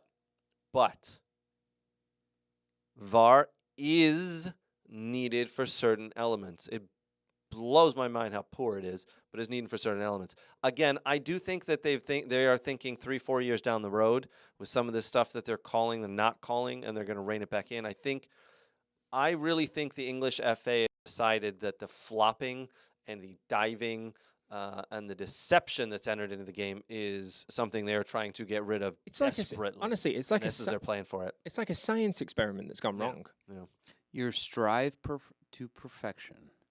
You're never going to be perfect, though, right? Ruined your game. Yeah. The strive for England to have perfectly called matches has screwed everything up. Because you nailed it, Craig. You'll never have perfectly called matches. And part of being a ref is what do you see? And I agree. I just want them to get the big things right, like the goals, right? I want it, and I desperately want penalty kicks to be called. There should be penalty kicks, but I don't think anybody even knows what a penalty kick really is anymore. If it's where you get a foul in the box, and then you put the ball. Foul? Which one? Is it a handball? Is this a handball? Is that a handball? Is this a handball? It's all of them. Is it? And then because, you put because it only half of them are called. And then you can kick the ball into the net. That's penalty. It's inconsistency. It's massive inconsistency, and that's part of the problem. Because when there was no VAR, and it was just officials. It was controversy, but it was good controversy.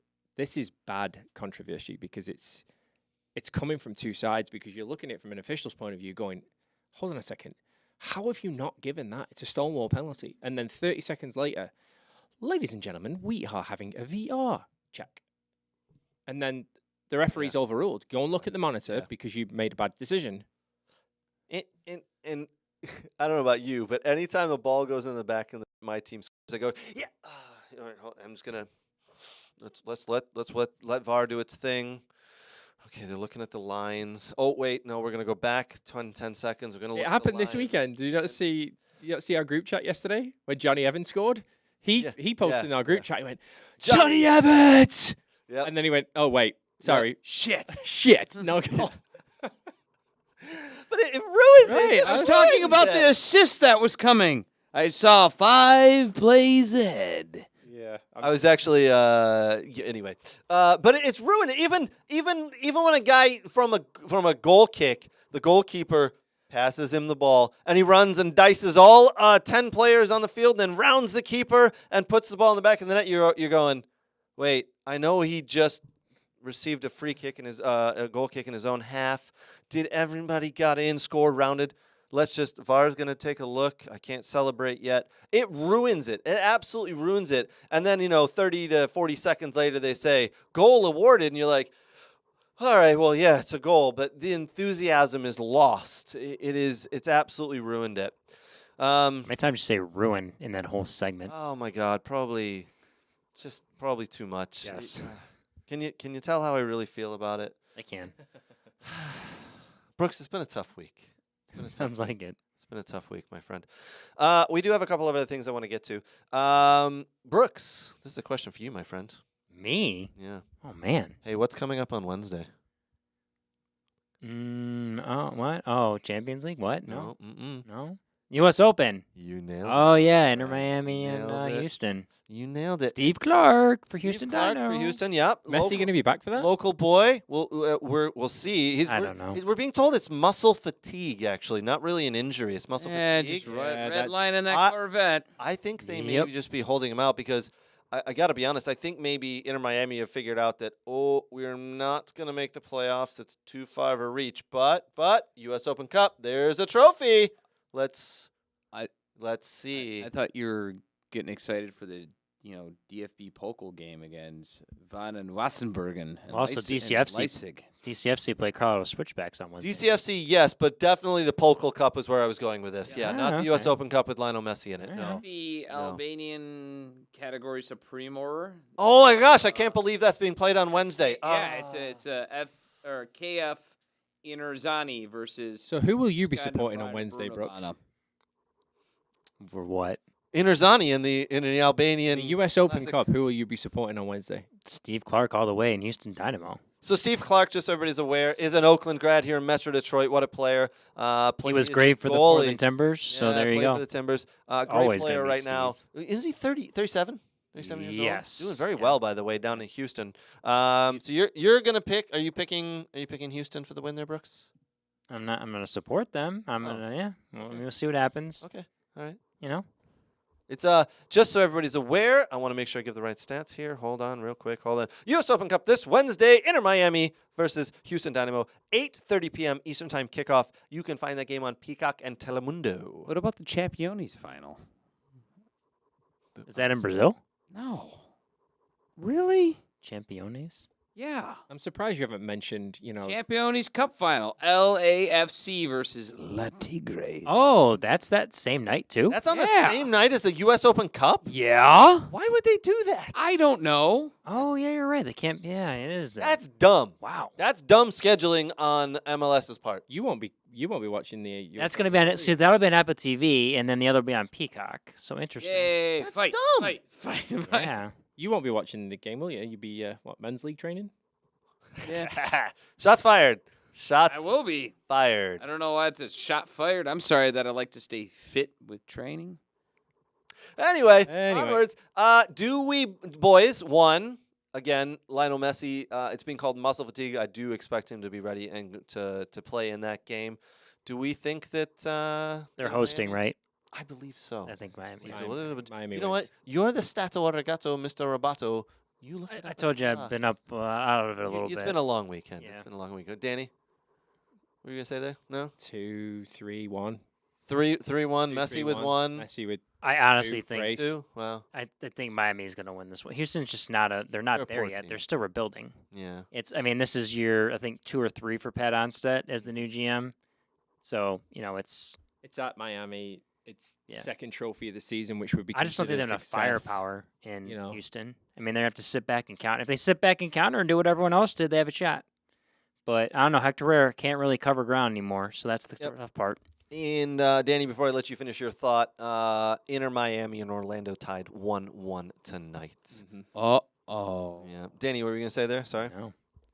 No, just kind of finishing off my point that Messi, it's 2 trophies out of the 3 that they could have got this year.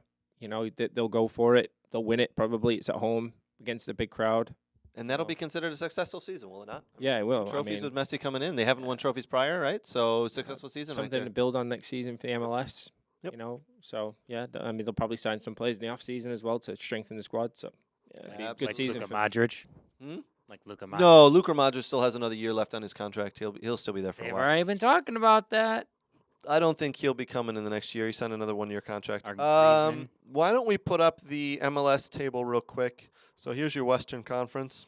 St. Louis City still leading there after 31 games and 53 points.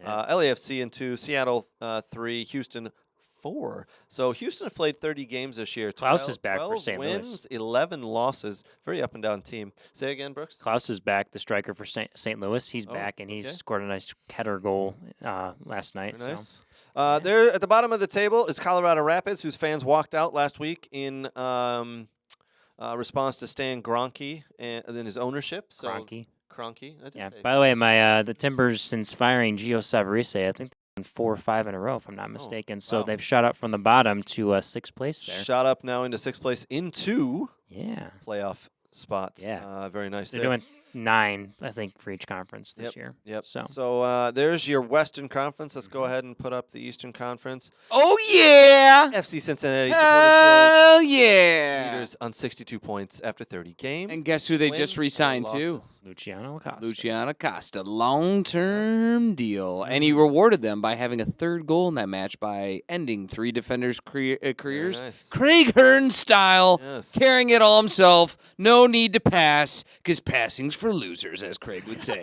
As he marched his way from the middle of the field all the way down to the goal, scoring. So Nate, you'll like this. I like everything. You'll like this. So I like it already. Someone posted an article in a newspaper that was back when I played for Michigan State, and we were playing against Pat Noonan. Yes, the Pat Noonan, the FC Cincinnati coach. We played against him, and in that game, they beat us 1-0 in the second round of the NCAA tournament, and they moved on. Even though we were the better team on the day, I hit the crossbar. We didn't move on. Pat Noonan did with his team, and they went on to win. Anyway, but yes, he is now leading FC Cincinnati and doing a phenomenal job. Rumor has it that Pat Noonan told Lucio Acosta to play just like Craig Hearn in that final. I absolutely believe Don't that. pass the ball ever, and just Pass go the ball. score yourself. Yeah, you've definitely watched me play a lot. So there you go. FC Cincinnati number 1, Orlando 2, Columbus 3, Philadelphia 4. By the way, what a year Orlando has had. Yeah, Like, seriously, I don't know. I didn't expect them to be a top 5 team. Columbus, by the way, finishing 3rd in Wilfred Nancy's first year. I mean, that's a whole new restructured team. It's a little bit doing well. disappointing to see Nashville down in 7th. Yeah, That's, and New England Revolution without a full-time manager, still creeping along there in 6th. Dwan Jones playing well. But down at the bottom, Toronto, Inter Miami, Charlotte. Inter Miami, they have to get to 9th. They need 6 more points, and I think they've just run out of time. 2 games in hand. Yeah. I'm sorry. This doesn't include tonight's, so now they're on 32 points, 29 games, since that game just ended a couple of minutes ago. But I think it's a little too far. So I don't think they get into the playoffs. Little too far. But still a very nice season for them. So, yeah. Let's put up the La Liga table. There we go. There we go. Actually, sorry, this has changed. This Girona moved up. Apologies. So, all right. I want to say before we end, we got a couple of pieces we're going to get to before we end here. A big thank you again to our sponsors, Soccer World, soccerworld.net for your online needs. You can go right there. Next Level Training, Aaron Bird, Dylan, Renato, Scotty Wright, Bilal, the boys are some of the best trainers in the country. There's a reason that some of the pro soccer players in the NWSL and the MLS travel from around the country to come here to Metro Detroit, and it's to train with Aaron and Next Level Training.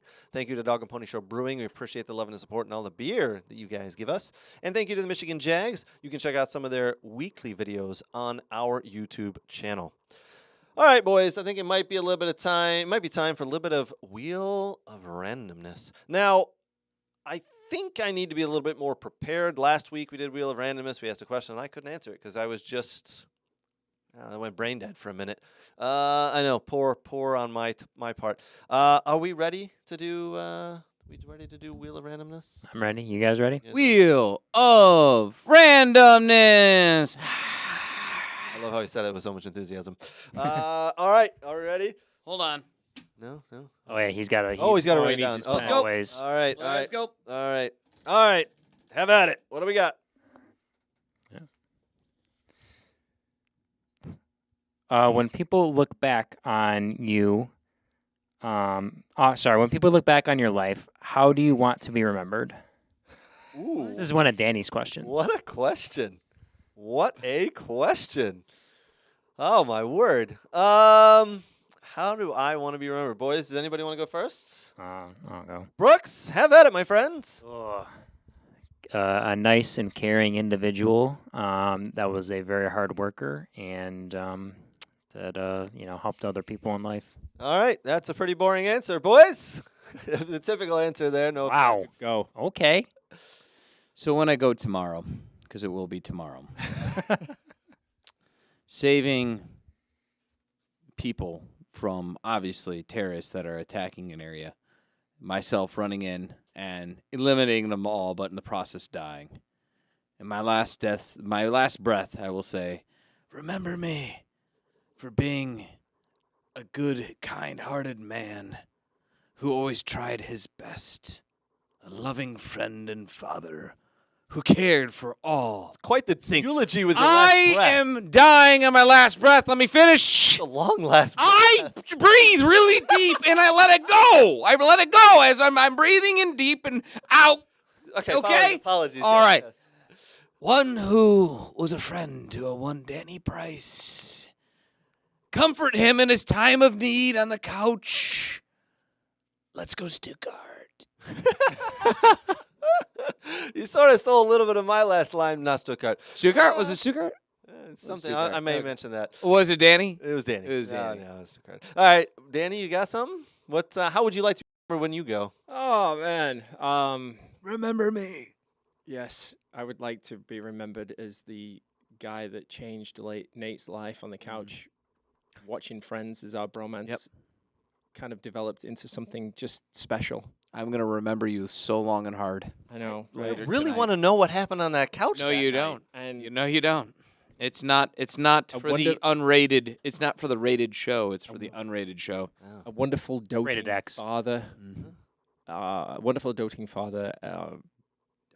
Doting. Doting? Love that. Doting. A caring, understanding coach, mentor, and vivant vent, the connoisseur of the booty.